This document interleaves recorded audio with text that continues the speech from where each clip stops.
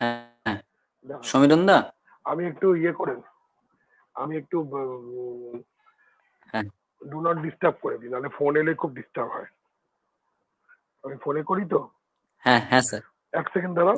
হ্যাঁ, আমরা ওই প্রাথমিক Do not- ইয়েটা শুরু করি। হ্যাঁ সমীরণ দা, তুমি শুরু করো। শুভ সন্ধ্যা। রাষ্ট্রবিজ্ঞান চর্চা কেন্দ্রের আজকের আলোচনায় সবাইকে স্বাগত। আজকের বিশেষ আলোচনা, আজকের আলোচনার বিষয় thinking epistemology of the marginal subjects, Bengali Dalit negatives. আজকের আলোচনার মুখ্য আলোচক ডক্টর সম্রাট সেনগুপ্ত মহাশয়কে রাষ্ট্রবিজ্ঞান চর্চা কেন্দ্রের পক্ষ থেকে অসংখ্য ধন্যবাদ জানাই আমাদের এই মঞ্চে উপস্থিত হওয়ার জন্য। মহাশয়ের সংক্ষিপ্ত পরিচয় তুলে ধরছি। ডক্টর সম্রাট Sengupta, associate professor, department of English, Sidhu Kanu Birsa university, Purulia. আমি মহাশয়কে অনুরোধ জানাচ্ছি আজকের আলোচনাটি শুরু করার জন্য। ধন্যবাদ। হ্যাঁ, ধন্যবাদ আপনাদের আমাকে এই বক্তৃতা সভায় ডাকার জন্য এবং আলোচনা করার সুযোগ করে দেওয়ার জন্য। তো এটা আমার একটা বড় গবেষণার অংশ। তো এই গবেষণাটার মূল যেটা বিষয় সেটা হচ্ছে দলিত মানুষের একটা জ্ঞানতত্ত্ব নির্মাণ। জ্ঞানতত্ত্ব বলতে কি, মানে আমি একটু আলোচনার ঢঙেই বলবো। আমার বলার সময় হবে আনুমানিক 1 ঘন্টা। তারপরে যদি আলোচনার পরিসর থাকে, প্রশ্ন উত্তর আশা করি আসবে, তখন আমরা সেই আলোচনাটা চালিয়ে যেতে পারবো। তো মূলত দলিত মানুষের জ্ঞানতত্ত্ব বলতে আমরা কি বুঝি? আমি যেটা দেখছিলাম সেটা হচ্ছে যে বিশ্ব ইতিহাস নির্মাণ, পৃথিবীর যখন ইতিহাস নির্মাণ করা হয় তখন আমরা সভ্যতার ইতিহাস, স্টেটের ইতিহাস, স্টেটিস্ট হিস্টোরিওগ্রাফি, যে বিভিন্ন সময় কিভাবে রাষ্ট্র তৈরি হয়েছে সারা পৃথিবীতে, তার একটা ধারাবাহিক ইতিহাস, এইগুলো আমরা লিখি, তৈরি করি। তো এবং এই বিশ্ব ইতিহাস তৈরি করার ক্ষেত্রে যেটা আমাদের উত্তর ঔপনিবেশিক সময়ে যেটা হয়েছে সেটা হচ্ছে যে বিশ্ব ইতিহাসের বিরুদ্ধে এক ধরনের মুভমেন্ট হয়েছে, যে বিশ্ব ইতিহাস মানেই হচ্ছে এক ধরনের ইউরোকেন্দ্রিক, ইউরোপ আমেরিকা কেন্দ্রিক, ওয়েস্ট কেন্দ্রিক ইতিহাস, যেন সবাই যেন ওই ইতিহাসের পথকেই যেন অনুসরণ করবে, এবং কেউ কেউ ওই ইতিহাসের পথে এগিয়ে আছে, কেউ কেউ পিছিয়ে আছে, যাদের ইতিহাসের ধারা ওই ধারাটার সঙ্গে মিলছে না, তারা যেন পরে কোনো সময় ওই ইতিহাসের মধ্যে দিয়েই যাবে, একই প্রক্রিয়ার মধ্যে দিয়ে যাবে এবং একই রকম ভাবে তাদের কোট আনকোট উন্নতি ঘটবে। এই উন্নতির ধারণা, ডেভেলপমেন্টের ধারণা, স্টেট ফরমেশনের ধারণা, এইগুলো বিশ্ব ইতিহাস নির্মাণের ক্ষেত্রে, মানব সভ্যতার ইতিহাস নির্মাণের ক্ষেত্রে যেন একটা একক ছিল। সেই একক দিয়েই সব সভ্যতাগুলোকে যেন আমরা বিচার করবো, এরকম একটা জায়গা ছিল। তো সেটার এগেনস্ট অনেক রকম রিয়াকশন তৈরি হয়, মানে অ্যাকশন রিয়াকশন প্রতিক্রিয়া নানা রকম তৈরি হয়। এবং তারপরে আমরা যেটা দেখি সেটা হচ্ছে যে ছোট ছোট ইতিহাস। প্রথমেই যেটা নারী ইতিহাস, তারপরে হচ্ছে যে কালো মানুষের ইতিহাস, তারপরে বিভিন্ন রিজিয়নের ইতিহাস, বিভিন্ন প্রফেশনের ইতিহাস। ইতিহাসের যে একমাত্রিকতা সেটা ভেঙে যায়। বলা হয় যে ইতিহাসের কোনো একটা দিক নেই, একটা ইউনিভার্সাল হিস্ট্রি নেই, সেই ইউনিভার্সাল হিস্ট্রির ধারণাটা ভেঙে যায়। কিন্তু বর্তমান পৃথিবীতে যে আলোচনাটা হচ্ছে, যে বিশেষ করে আমাদের যে প্ল্যানেটারি ক্রাইসিস, সারা পৃথিবীতে যে ভূপ্রকৃতির যে ধ্বংস হয়ে যাওয়ার যে অবস্থা, সেই অবস্থা থেকে আমরা আবার এই বিশ্ব ইতিহাস তৈরি করার, মানুষের একটা সাধারণ ইতিহাস তৈরি করার দরকার আছে কিনা, এই প্রশ্নটা সবাই করছে। তো এটা কিছুটা আমার কাজের সাথে যুক্ত, কেননা আমি মনে করছি যে বিশ্বের ইতিহাস আসলে ক্ষমতার ইতিহাসও, এবং এই ক্ষমতা সবসময় কিছু মানুষকে প্রিভিলেজ করে, মানুষ শুধু না, মানুষকে প্রিভিলেজ করে, মানুষ বলতে কাকে বুঝি এবং অমানুষ বলতে কাকে বুঝি, এই ধরনের একটা ভাগ তৈরি করে।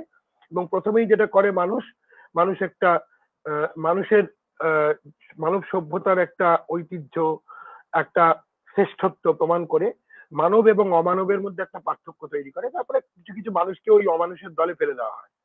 তো এই যে ক্ষমতার যে ইতিহাস, যে কিছু মানুষ ক্ষমতাশালী, ক্ষমতাবান, এবং যে মানুষরা ক্ষমতাশালী, ক্ষমতাবান, তারা নিজেদের বৃত্তটাকে, নিজেদের যে সামাজিক পরিসরটাকে তাদের নিজেদের মতো মানুষদের মধ্যেই আবদ্ধ রাখে, এবং সেটার সঙ্গে যারা মিলছে না তাদেরকে আউটসাইডার করে তাদেরকে যেন ওই সমাজের বৃত্তের বাইরে বের করে দেয়। যে এই যে একটা সাধারণ প্রক্রিয়া, এটা বোধহয় ট্রান্সকন্টিনেন্টাল ট্রান্সসিভিলাইজেশনাল, মানে এটা শুধু একটা সভ্যতায় মানে আবদ্ধ নয়, এটা বিভিন্ন সভ্যতার ক্ষেত্রে আমরা দেখতে পাই বিভিন্ন রকম ভাবে এটা চালিত হচ্ছে। তো এটা আমরা বলতে পারি যে কলোনিয়ালিজমের ইতিহাস, বা এটা আমরা বলতে পারি রেসিজমের মধ্যে রয়েছে, কাস্টিজমের মধ্যে রয়েছে, বা অস্ট্রেলিয়া, কানাডা কিংবা আমেরিকার যে অ্যাবরিজিনালদের প্রতি যে কলোনাইজাররা যে ধরনের বিহেভিয়ার করেছে তার মধ্যে রয়েছে। এর বিভিন্ন ফর্ম আমরা দেখতে পাবো, কিন্তু আর্য অনার্যদের যে বিভেদ তার মধ্যে রয়েছে। কিন্তু মূল জায়গাটা হচ্ছে এই ধরনের টেকনোলজিস অফ অ্যাবান্ডনমেন্ট, এটাকে এই শব্দটাকে যদি আগামেনের শব্দ ধার করে যদি বলি, টেকনোলজিস অফ অ্যাবান্ডনমেন্ট, এটা কিন্তু একটা সাধারণ চরিত্র।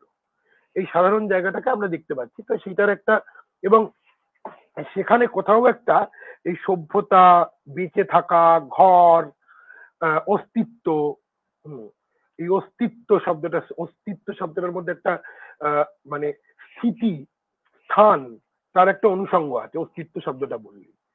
এই অস্তিত্বের বিপরীতে যদি আমরা দেখি তাহলে আমরা মানে স্টেট অফ বিং, স্ট্যাসিস, হ্যাঁ, স্টেশন, এই শব্দগুলোর বিরুদ্ধে আমরা যে শব্দটা ব্যবহার করতে পারি ডেস্টিটিউশন। ডেস্টিটিউশন মানে আমরা জানি যে প্রান্তিকীকরণ। ডেস্টিটিউশন একটা সাধারণ শব্দ, এবং এই ডেস্টিটিউশন শব্দটা আমি কাস্ট নিয়ে গবেষক, বিখ্যাত গবেষক অনিকেত জাওয়ারের থেকে নিচ্ছি, যিনি একটা শব্দ ব্যবহার করেছেন ডেস্টিটিউট লিটারেচার। উনি এই ধরনের প্রান্তিক মানুষের সাহিত্যকে ডেস্টিটিউট লিটারেচার বলেছেন। ডেস্টিটিউট শব্দটার মধ্যে যেমন প্রান্তিকতার কথা রয়েছে, যেমন প্রান্ত শব্দটার মধ্যেও রয়েছে। এই শব্দটা কিন্তু একই সঙ্গে স্থানকে বোঝায়, আবার স্থানকে একটা মেটাফর হিসেবেও ব্যবহার করে এক ধরনের বিস্তৃতির কথা বোঝায়, যেখানে যাকে বাইরে রাখা হয়েছে, যাকে ডেস্টিটিউট করে দেওয়া হয়েছে। ডেস্টিটিউট মানে সর্বহারা, যার কিছু নেই, যে সমাজের মূল স্রোত থেকে ব্রাত্য, বঞ্চিত, এই জায়গাটা তৈরি করা হয়েছে। তার জন্য এই স্থানের অনুষঙ্গটা বারবার চলে আসছে, এবং এই স্থানের প্রেক্ষিতে স্থানটাকে মানুষ কিভাবে কল্পনা করছে, কিভাবে ভাবছে across civilization, that can be a very interesting question. হ্যাঁ, আমি বক্তৃতাটা বাংলায় দেওয়ার চেষ্টা করছি, আমাকে বাংলায় যাতে ছাত্রছাত্রী আরো অনেক মানুষ শুনতে পারেন, কিন্তু মাঝে মধ্যে আমি ইংরেজি শব্দ ব্যবহার করবো, কেননা আমি গবেষণার কিছুটা অংশ ইংরেজিতে অবশ্যই, কেননা এটা বিশ্ব ইতিহাসের সঙ্গে যুক্ত। তো ডেভিড খ্রিশ্চান বলে একজন the idea of universal history বলে একটা প্রবন্ধ লেখেন, তারপরে বিগ হিস্ট্রি বলে একটা বইও লেখেন, দুটো বই লিখেছেন উনি এই বিষয়ে। তো এই ডেভিড খ্রিশ্চানের যে আইডিয়া অফ ইউনিভার্সাল হিস্ট্রি, সেখানে উনি ইউনিভার্সাল হিস্ট্রির প্রয়োজনীয়তার কথা বলছেন, আবার নতুন করে ফিরিয়ে আনার কথা বলছেন। তা আমি বলছি এই ইউনিভার্সাল হিস্ট্রিটা is also the history of abandonment. Abandonment শব্দটার মধ্যেও আবার ওই ব্যান শব্দটা রয়েছে, মানে নিষেধ। এক ধরনের, আমি যখন পলিটিক্যাল স্ফিয়ার তৈরি করি, যে কোনো রকম পলিটিক্যাল স্ফিয়ার, শুধু পাশ্চাত্যের রাষ্ট্র নির্মাণ নয়, একটা গ্রাম সমাজও যখন তৈরি হয়, সেই গ্রামের ভেতরের মানুষ কারা আর কারা বহিরাগত, এই বহিরাগত করে দেওয়া। এই বহিরাগত শব্দটা আমরা রাজনীতিতে শুনি, সমাজনীতিতে শুনি, বিভিন্ন সময় শুনি, রিফিউজি স্টাডিজ এর ক্ষেত্রে শুনি, এখন যে মানে ন্যাশনাল রেজিস্টার অফ সিটিজেনশিপ হবে সেখানে শুনি, হ্যাঁ, বিভিন্ন জায়গাতে বাংলাদেশিরা আসছে, বহিরাগতরা আসছে। বহিরাগত শব্দটা আমরা বারবার শুনি, এটা খুব বহু ব্যবহৃত একটি শব্দ। তাই জন্য এই বহিরাগত করে দেওয়ার যে প্রক্রিয়া, এইটাকে আমি একটা সাধারণ চরিত্র হিসেবে একটা রাজনৈতিক পরিসরে নিচ্ছি। এবং এখানে আমার মূল মার্জিনাল সাবজেক্ট বলতে এপিস্টেমোলজি অফ মার্জিনাল সাবজেক্ট, মানে এই প্রান্তিক মানুষের জ্ঞান তত্ত্ব। প্রান্তিক মানুষের জ্ঞান তত্ত্বটা কি করে মূল স্রোত বলে যদি কিছু হয়, মূল স্রোত মানে যারা সুবিধাভোগী কোনো না কোনো ভাবে। আমাকে একটা কনফারেন্সে জিজ্ঞেস করা হয়েছিল এই মূল স্রোত বলতে আপনি কি বোঝেন, মূল স্রোত তো কি কোনো কনস্ট্যান্ট জিনিস? আমি বলবো না, কনস্ট্যান্ট নয়। মূল স্রোত, আপনি মূল স্রোতেও হতে পারেন, একই সঙ্গে আপনি প্রান্তিকও হতে পারেন। কি করে একটা সামাজিক পরিসর যেখানে বেশিরভাগ মানুষ যে বিষয়টা, যে জিনিসটাতে বিশ্বাস করে, এবং যে বিশ্বাসটা মান্য, যে বিশ্বাসটা প্রতিষ্ঠিত, এবং যে বিশ্বাসের বিরুদ্ধে কথা বলাটা হয়তো অদ্ভুত, উদ্ভট, অস্বাভাবিক, অস্বাভাবিক, আবার স্বাভাবিক শব্দ আমি ব্যবহার করছি, যে কোনটা স্বাভাবিক এবং কোনটা অস্বাভাবিক একটা সমাজে, সেই অনুযায়ী কারা সমাজের ভেতরের মানুষ, কারা সমাজের বাইরের মানুষ, সেটা নির্ধারিত হয়। এই যে স্বাভাবিকীকরণের যে প্রক্রিয়া যেটা তৈরি হচ্ছে, এই জিনিসটাকে আমাদের ভাবতে হবে। এই ন্যাচারালাইজেশন, এবং এই ন্যাচারালাইজেশনের ফলে কারা আনন্যাচারাল, কারা এই ন্যাচারালি এই সোসাইটির মধ্যে বিলং করে না, তাদেরকে বাইরে রাখার একটা প্রক্রিয়ার কথা আমাকে ভাবতে হবে। তো এখানে আমি এই দলিত মানুষকে আমার চিন্তার ভাবনার কেন্দ্রবিন্দু করছি, কিন্তু এটাকে আমার মনে হয় এই গবেষণার একটা সাধারণ দিক থাকতে পারে, যেটা কিনা এর বাইরে বেরিয়েও, এই বৃত্তের বাইরে বেরিয়েও অন্যান্য পরিসরেও ব্যবহার করা যেতে পারে, এক ধরনের ইউনিভার্সাল হিস্ট্রির দিকে এটা এগোতে পারে। তো ডেফিনেটলি আমার যেটা এখানে বলার বক্তব্য সেটা হচ্ছে যে এখানে আমি আরেকটা শব্দ ব্যবহার করছি, এটাও অনেকের যাওয়ার থেকে নিচ্ছি, সোশিয়েবিলিটি। আমরা যখন সোশ্যাল শব্দটাকে ব্যবহার করি, মনে হয় যেন এই সোশ্যাল এবং ন্যাচারাল শব্দটাও যখন ব্যবহার করি, এগুলোকে আমাদের স্ট্যাটিক শব্দ মনে হয়। সোশ্যাল যেন সামাজিক, এটা যেন মানে একটা সাধারণভাবে রয়েছে এরকম একটা কিছু ব্যাপার। কিন্তু এখানে আমি সোশিয়েবিলিটির কথা বলছি, যে ability to become the social. কিভাবে সমাজটা নির্মিত হচ্ছে, সমাজের ধারণাটা, সমাজ কিভাবে নির্মিত হচ্ছে তা না, সমাজ নামক ধারণাটি কিভাবে তৈরি হচ্ছে, বা একটা সমাজের সামাজিকতা বলতে কি বুঝি, এই সমাজের ইনসাইডার কারা, সেই ধারণাটা কিভাবে তৈরি হচ্ছে, সেটাকে সোশিয়েবিলিটি বলা হচ্ছে। এবং এখানে মূলস্রোত সমাজের, মানে বেশিরভাগ সুবিধাভোগী মানুষ যে সমাজটাকে যেভাবে তৈরি করেছে, মূলস্রোত বলতে এখানে আমি কাস্টের নিরিখে যেহেতু কথা বলছি, আমি আপার কাস্ট সোসাইটির যে ডিকটেট সেটার কথা বলছি। অন্য পরিসরে অন্য কিছু মূলস্রোত হতে পারে, জেন্ডার পরিসরে পিতৃতন্ত্র মূলস্রোত হতে পারে, কিন্তু এখানে আমি আপার কাস্টদের যে ব্রাহ্মণিক্যাল আপার কাস্টের যে পরিসর সেটাকে বলছি। সেখানে যে জিনিসগুলোকে মান্য ধরা হয়, কিভাবে সমাজের মূলস্রোত হিসেবে সেটা প্রতিষ্ঠিত হয়, তার সাথে দলিত মানুষ সেই সমাজে যারা প্রান্তিক থাকে, তাদের সেই প্রান্তিকীকরণ, বিচ্ছেদের যে অভিজ্ঞতা, ডেস্টিটিউশনের যে অভিজ্ঞতা, তার মধ্যে থেকে যেভাবে তাদের সোশ্যালের ধারণা তৈরি হয়, সেটা কিভাবে আলাদা, এবং সেটা কিভাবে আমাদের চিন্তাকে প্রভাবিত করতে পারে, চিন্তার ক্ষেত্রে বিস্তৃত হতে পারে, চিন্তার ক্ষেত্রে গুরুত্বপূর্ণ হতে পারে, সেই জায়গাটা আমি ধরার চেষ্টা করছি। তো অবশ্যই সেটা বাংলার দলিত সাহিত্য, দলিত আত্মজীবনী, তার প্রেক্ষিতে আমি কথাগুলো বলবো। তো এখানে একটা কথা পরিষ্কার করে দেওয়া দরকার, যে এই স্থান শব্দটাকে যখন আমি ব্যবহার করছি, আগেই আমি বলেছি, আবার আমি স্পষ্ট করে দিচ্ছি, স্থান শব্দটা একই সঙ্গে একটা রিয়েল মেটেরিয়াল শব্দ, এর একটা মেটেরিয়ালিটি রয়েছে, হ্যাঁ, বস্তুতা রয়েছে, বস্তুত্ব রয়েছে। স্থান একটা বস্তু, আসলে সত্যিকারের স্থানের কথা আমি বলছি। আবার একই সঙ্গে স্থান একটা মেটাফর, একটা রূপক। তাহলে একটা জিনিস একই সঙ্গে রূপক এবং একই সঙ্গে বাস্তব, এটা কি করে হচ্ছে, এটার একটা দার্শনিক প্রস্থান রয়েছে। সেই দার্শনিক প্রস্থানটা আমি নিউ মেটেরিয়ালিস্ট ফিলোসফি থেকে নিচ্ছি। নিউ মেটেরিয়ালিস্ট ফিলোসফি যেমন টিমোথি মর্টন, বাট এই ধরনের দার্শনিকদের থেকে আমি এই চিন্তাটা গ্রহণ করছি, বা গ্রাহাম হারমান, এই কয়েকজন এই ধরনের আরো বিভিন্ন যারা নিউ মেটেরিয়ালিস্ট থিঙ্কার্স আছে তাদের থেকে আমি গ্রহণ করছি। সেখানে একটা জিনিস বলা হচ্ছে যে একটা ম্যাটার বা বস্তু, সেই বস্তুটাকে কি আমি পুরোটা বুঝতে পারি? একটা হচ্ছে যে আমি বুঝতে পারি, ততটাই বুঝতে পারি যতটা আমার ব্যবহারিক জীবনের সঙ্গে সেটা যুক্ত। মানে আমার ইউজের টার্মসে আমি তাকে বুঝি, সেটা একটা দিক। মানে আমার জীবনের সাথে সেটা সেই বস্তুটা কিভাবে যুক্ত সেটা বুঝি। বস্তু মানে মানুষও কিন্তু হতে পারে, মানে আমি নয় যেটা, সেটা যে কোনো কিছু বস্তু মানে ইনঅ্যানিমেট অবজেক্ট হতে পারে, অ্যানিমেল হতে পারে, প্ল্যান্ট হতে পারে, স্থান হতে পারে, বা অন্য মানুষ হতে পারে। এই বস্তু হিসেবে যদি কোনো একটা কিছুকে দেখি, যেটা আমি নয়, not me, not subject, object আর কি বলছি আমি, তাহলে সেই অবজেক্টটাকে আমি ইউজের টার্মসে ভাবতে পারি। আবার অবজেক্টটাকে অবজেক্ট হিসেবে কি সেটাও আমি ভাবতে পারি, কিন্তু অবজেক্টটা আসলে কি আমার বোঝার বা আমার জ্ঞানের বাইরে, সেটা তো আমি জানতে পারি না। তো কান্ট এটাকে একরকম ভাবে ফেনোমেনন আর নমেনন বলেছে। ফেনোমেনন হচ্ছে যে ফেনোমেননের মধ্যে আমার জীবনের আন্তঃসম্পর্কের সঙ্গে যেভাবে যুক্ত, এখান থেকে ফেনোমেনোলজির যে ভাবনাটা আসছে, ফিলোসফির যে ধারাটা আসছে। আর একটা হচ্ছে নোমেনা মানে থিং ইন ইটসেলফ, জিনিসটা আসলে কি। তো নিউ মেটেরিয়ালিস্ট ফিলোসফাররা যেটা ভাবছেন সেটা হচ্ছে যে জিনিসটা আসলে কি সেটা আমি ছুঁতে পারি না। আবার আমি ব্যবহারের মধ্যে দিয়ে তার একটা অভিজ্ঞতাও আমার হয়, আবার অভিজ্ঞতার মধ্যে দিয়ে আমি এটাও বুঝতে পারি যে সেই জিনিসটাকে আমি পুরোটা বুঝতে পারছি না। তাহলে যে জায়গাটা আমি পুরোটা বুঝতে পারছি না, সেই নোমেনাল জায়গাটা আমি সবসময় বোঝার চেষ্টা করব।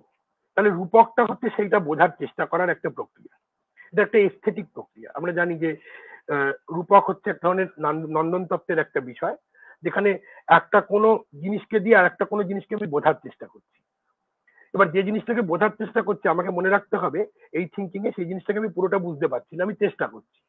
সেই জন্য স্থান এখানে একই সঙ্গে বস্তুগত স্থান, আবার স্থান একটা রূপক।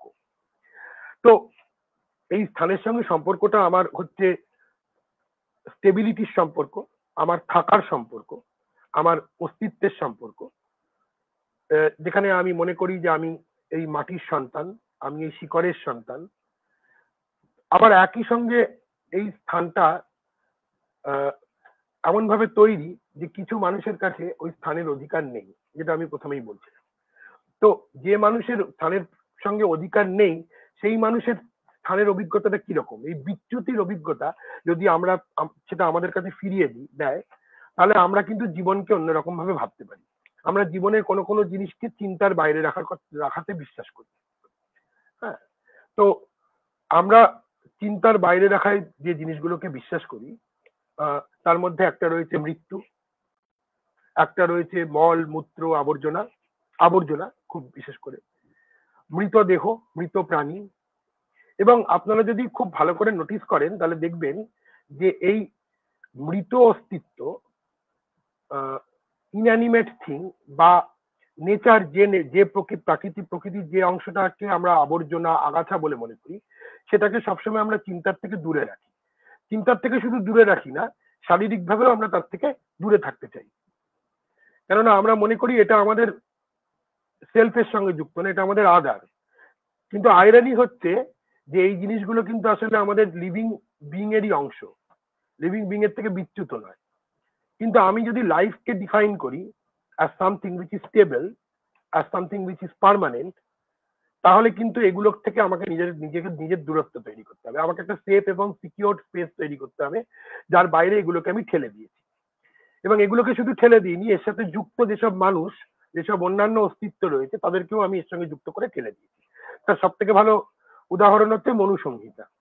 মনুসংহিতাতে যখন ওই ছুত অচ্ছুতের নিয়মগুলো তৈরি করা হয়েছে, সেখানে কোন কোন জিনিসকে অচ্ছুত মনে করা হচ্ছে, হ্যাঁ, তার মধ্যে মৃতদেহ, এবং যে মানুষ মৃতদেহ ছুঁয়েছে তাকে, এবং যে মানুষ অচ্ছুত তাকে, এবং যে অচ্ছুত মানুষকে ছুঁয়েছে তাকে, এবং রজস্বলা নারীকে, এই এদেরকে ছোঁয়ার মানে এরা হচ্ছে অপবিত্র, তাই জন্য এদেরকে ছোঁয়া যাবে না। এদেরকে যারা ছোবে তাদেরকেও ছোঁয়া যাবে না। এবং এদেরকে ছুলে তোমাকে পিউরিফাই করতে হবে, নিজেকে স্নান করে ইত্যাদি কিছু রিচুয়াল আছে, তার মাধ্যমে পিউরিফাই করতে হবে।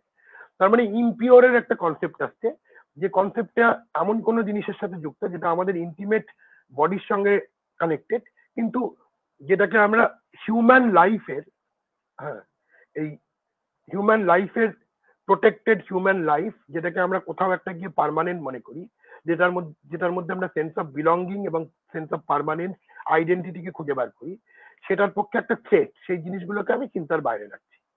তাহলে এই মানুষের চিন্তার একটা সাধারণ প্রক্রিয়া আমি দার্শনিক জায়গা থেকে বোঝার চেষ্টা করছি, যাতে আমি বুঝতে পারি কিছু কিছু মানুষকে কেন অ্যাবান্ডন করা হয়, কিছু কিছু মানুষকে কেন মূলস্রোত সমাজের দূরে সরিয়ে রাখা হয়।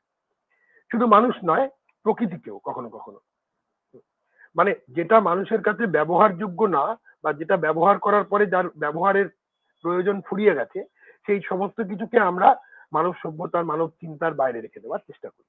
এটা একটা সাধারণ প্রক্রিয়া। হ্যাঁ, যদি বুঝতে অসুবিধা হয় পরে আমরা আলোচনায় সেই জায়গাগুলোকে ক্লিয়ার করতে পারি। ঠিক আছে, তাহলে এই মেটেরিয়ালিটির সাথে এপিস্টেমোলজির একটা সম্পর্ক আছে। কেননা একটা জিনিস ভাবতে হবে, আমরা এখানে কিন্তু জ্ঞানকে কিভাবে ভাবি, জ্ঞানকে ভাবি একটা অবজেক্টিভ জানার প্রক্রিয়া থেকে। সাধারণত আমরা জ্ঞানকে বিচার করি একটা অবজেক্টিভ জানার প্রক্রিয়া থেকে। যে দূর থেকে আমি একটা জিনিসকে অবজার্ভ করলাম, করে সেটাকে বুঝলাম, বুঝে সেটাকে ব্যাখ্যা করলাম, আমি তার অংশ নই, এই জায়গা থেকে আমরা জ্ঞানকে সাধারণত ভাবি। তো এখানে কিন্তু আমি জ্ঞানকে সেভাবে ভাবছি না, এখানে জ্ঞানের সাথে অভিজ্ঞতাকে আমি জুড়ে দিচ্ছি, বিশেষ করে নঙর্থক অভিজ্ঞতাকে। যে অভিজ্ঞতা গুলো হচ্ছে নেগেশনের অভিজ্ঞতা, মানে আমি কোথাও একটা গিয়ে অনুভব করছি আমি এই সিস্টেমের মধ্যে নেই, আমি এই সিস্টেমের আউটসাইডার, আমি এই সিস্টেম থেকে ব্রাত্য, আমাকে ছুড়ে ফেলে দেওয়া হয়েছে, আমার জীবনের অধিকার নেই, আমার মাটির অধিকার নেই, হ্যাঁ, আমার ঠিক মতো খাওয়া পড়ার অধিকার নেই। আবার ওই মনুসংহিতাতে ফিরে গেলে যে মানুষরা অচ্ছুত তাদের জন্য কি কি দিক নির্দেশ করা হয়েছে যদি আমরা দেখি, তারা ফেলে দেওয়া ভাঙা বাসনে খাবে, তারা লোকের এঁটো কাটা ফেলে দেওয়া এঁটো কাটা খাবে, তারা মৃতদেহ ফেলবে, তারা মৃত প্রাণীর দেহ পরিষ্কার করবে, নিয়ে যাবে, মৃত প্রাণীর চামড়া নেবে, মৃতের সাথে আবর্জনার সাথে তাদের অস্তিত্বের জন্য একটা সমান্তরালতা তৈরি করে দেওয়া হয়েছে। এই জায়গাটা আমাকে মাথায় রাখতে হবে। এই সাধারণ যে জায়গাটা, এই জিনিসটা যদি আমরা বুঝতে পারি তাহলে আমরা এই দলিত জায়গাটা বুঝতে পারবো, দলিত এপিস্টেমোলজির জায়গাটা বুঝতে পারবো। এবং এখানে চলে আসছে, তারপরেই আসছি আমি আত্মজীবনীর জায়গায়, যে অভিজ্ঞতার সাথে এই ধরনের অ্যাবান্ডেন্ট মেটেরিয়ালিটি সম্পর্ক কি। টেস্টিমনি শব্দটাকে যদি আমি দেখি, তাহলে টেস্টিমনি শব্দটার রুট অরিজিন খুঁজতে গিয়ে দেরিদা দুটো শব্দ ব্যবহার করেছেন। একটা হচ্ছে সুপারস্টিস। এই সুপারস্টিস শব্দটার মানে হচ্ছে যে গল্প বলার জন্য বেঁচে আছে, সার্ভাইভার, সুপারস্টিস। আর একটা হচ্ছে টেস্টিস, কিনা টার্স্টিস থেকে এসছে। টার্স্টিস কথাটার মানে হচ্ছে থার্ড পার্সন, মানে একটা যদি কোনো কেস হয় সেখানে আমাদের টেস্টিমনি দিতে বলা হয়। মানে টেস্টিমনি শব্দটা একটা লিগাল শব্দ, একই সঙ্গে টেস্টিমনি আমরা সাহিত্যে একরকম ভাবে ব্যবহার করি, কিন্তু লিগাল টার্মসে টেস্টিমনি একটা খুব কমন শব্দ, যেখানে সাক্ষী, টেস্টিমনি মানে হচ্ছে সাক্ষী। সাক্ষী মানে আমরা সাধারণত কি বুঝি, একজন থার্ড পার্সন এসে সাক্ষী দেবে। আমার বিরুদ্ধে কেস করা হয়েছে, আমি তো সাক্ষী দিতে পারবো না। তাহলে এই দুটোর মাঝখানে একটা গ্যাপ রয়েছে, মানে আমি এমন একজন সাক্ষী দিচ্ছে যার সাক্ষী দেওয়ার জন্য আর কেউ নেই, ওই থার্ড পার্সন নেই, তাই জন্য তাকে থার্ড পার্সনের ভূমিকায় অবতীর্ণ করা হতে হচ্ছে, কেননা আর কেউ বেঁচে নেই তার গল্পটা বলার জন্য, তার গল্পটা তাকেই বলতে হচ্ছে। এবারে সে কি করে তার গল্পটা বলবে, এই গল্প বলার মধ্যে একটা অব্যক্ততা রয়েছে। এবার অব্যক্ততার ইতিহাসে যদি আমি ফিরে যাই, আমি আবার দেখবো যে আমাকে একটা জিনিস বুঝতে হবে, আমরা যখন দলিতের ওই ইতিহাস নির্মাণ করি আমাদের মনে হয় যেন আমরা পুরোটা কোথাও বলে দিতে পারছি, আমরা যেন কোথাও ব্যাখ্যা করে দিতে পারছি, কিন্তু এখানে একটা অব্যক্ততার জায়গা রয়েছে। আমি যখন শরণ কুমার লিম্বেলের অক্কর মাসি বইটা পড়ছিলাম, তখন একটা জায়গায় ছিল যে মানে শরণ কুমার লিম্বেলের ছোট ছোট বয়সে সে পিকনিকে গেছে, একটা স্কুল থেকে পিকনিক অর্গানাইজ করেছে, সেখানে গিয়ে পিকনিকে গিয়ে সে রীতিমতো খাওয়া দাওয়া করছে। তো খাওয়া দাওয়া করতে সে তার বাড়ি থেকে খুব সস্তার খুব খুব খারাপ মানের একটা খাবার নিয়ে গেছে। সেখানে গিয়ে দেখছে সবাই খুব ভালো খাওয়া দাওয়া করছে, তাদেরকে আলাদা বসানো হচ্ছে যেহেতু তারা অচ্ছুত। এই ঘটনাগুলো তার জীবনে ঘটছে, সে লজ্জার, অপমানের, ঘেন্নার যে অভিজ্ঞতা, পিকনিকের পরে তাদের লিখতে বলা হয়েছে, যেমন স্কুলে বলে অনেক সময় পিকনিকের অভিজ্ঞতার কথা লেখো, সে লিখতে পারছে না। এই যে লিখতে না পারার একটা অভিজ্ঞতা, কথা বলতে না পারার একটা অভিজ্ঞতা, এইটা কিন্তু আমরা আমাদের জ্ঞানের সঙ্গে যুক্ত করি না। জ্ঞান বলতে আমরা বুঝি একটা ডিস্টেন্স থেকে অবজেক্টিভলি কোনো একটা কিছু বলা, যেখানে আমরা একটা নলেজকে গ্রাউন্ড করতে পারবো, একটা মাটি দিতে পারবো, একটা ভিত্তি দিতে পারবো।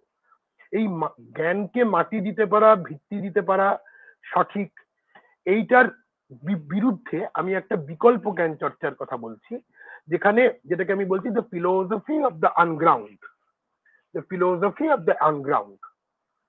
হ্যাঁ, যে মানুষ, যে প্রাণী, যে যারা হচ্ছে এই গ্রাউন্ডিং, মাটি দেওয়া, শিকড় দেওয়া যে সভ্যতা, তার অন্তর্গত না, তার অংশ না, তাদের যে মাটিহীনতার অভিজ্ঞতা, আবার মাটিটাকে আমি দুটো সেন্সে ব্যবহার করছি, মাটি দেওয়া, মাটি পাওয়া, মাটির মানুষ, মাটির সম্পর্ক, যেখানে যেন মনে হয় যে আমার একটা স্টেবল আইডেন্টিটি আছে।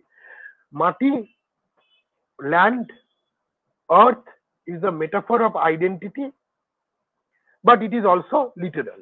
এই লিটারালটাকে আমি ছেড়ে দিলে কিন্তু আমি ব্যাপারটাকে বুঝতে পারবো না, কারণ এই লিটারালটা থেকেই মেটাফরিক্যালটার জন্ম হচ্ছে। আমি মেটাফর যখন ভাবি, বলি, তখন যেন মনে হচ্ছে যে একটা কিছু দিয়ে রিয়েল থেকে আমি দূরে চলে যাচ্ছি, কিন্তু এখান থেকে রিয়েল থেকে দূরে চলছে না, অন্তত দলিত মানুষের অভিজ্ঞতার কাছে।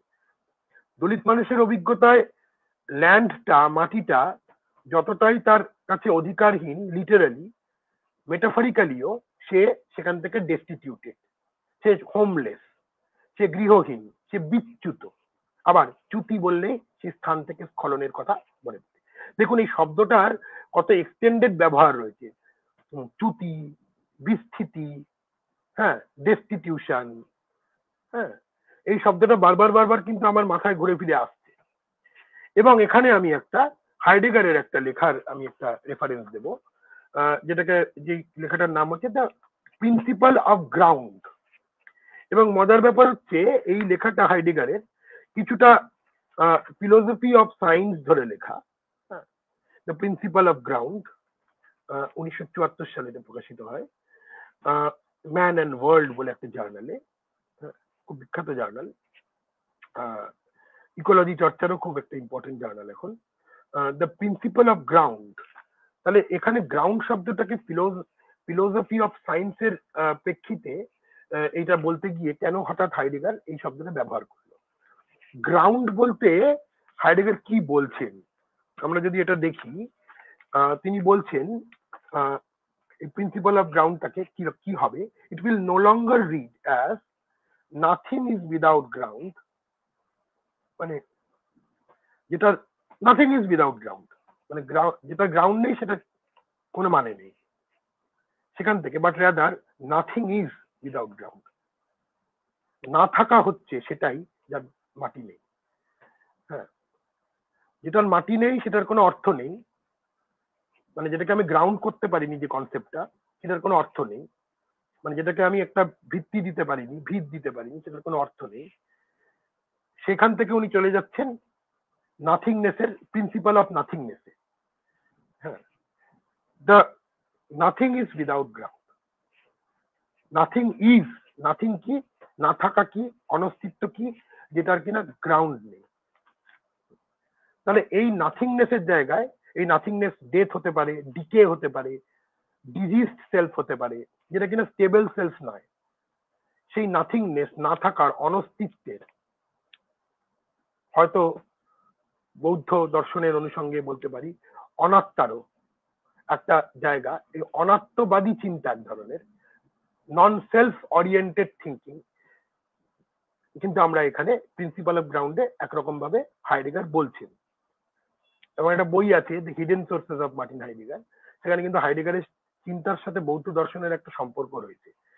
এখানে হয়তো বৌদ্ধ দর্শনের ওই দিকগুলো নিয়ে আমি অতটা এক্সপ্লোর করতে পারবো না, এবং বৌদ্ধ দর্শন কিভাবে বাংলার ক্ষেত্রে প্রযোজ্য হলো সেটা নিয়ে অতটা আমি আলোচনা করতে পারবো না, কিন্তু এটা মাথায় রাখা দরকার যে এই যেমন কিনা একটা যে বইটা খুব বিখ্যাত বই দেবীপ্রসাদ চট্টোপাধ্যায়ের লোকায়ত দর্শন, লোকায়ত দর্শনে বৌদ্ধ দর্শনের সাথে লোকায়ত দর্শনের একটা সম্পর্ক, এবং কিভাবে বৌদ্ধ দর্শন থেকে লোকায়ত দর্শনের একটা ইমার্জেন্স ঘটলো বা দুটোর মধ্যে একটা কনফ্লুয়েন্স রয়েছে, এই নিয়ে একটা তুলনামূলক আলোচনা অনেকটা জায়গা জুড়ে রয়েছে।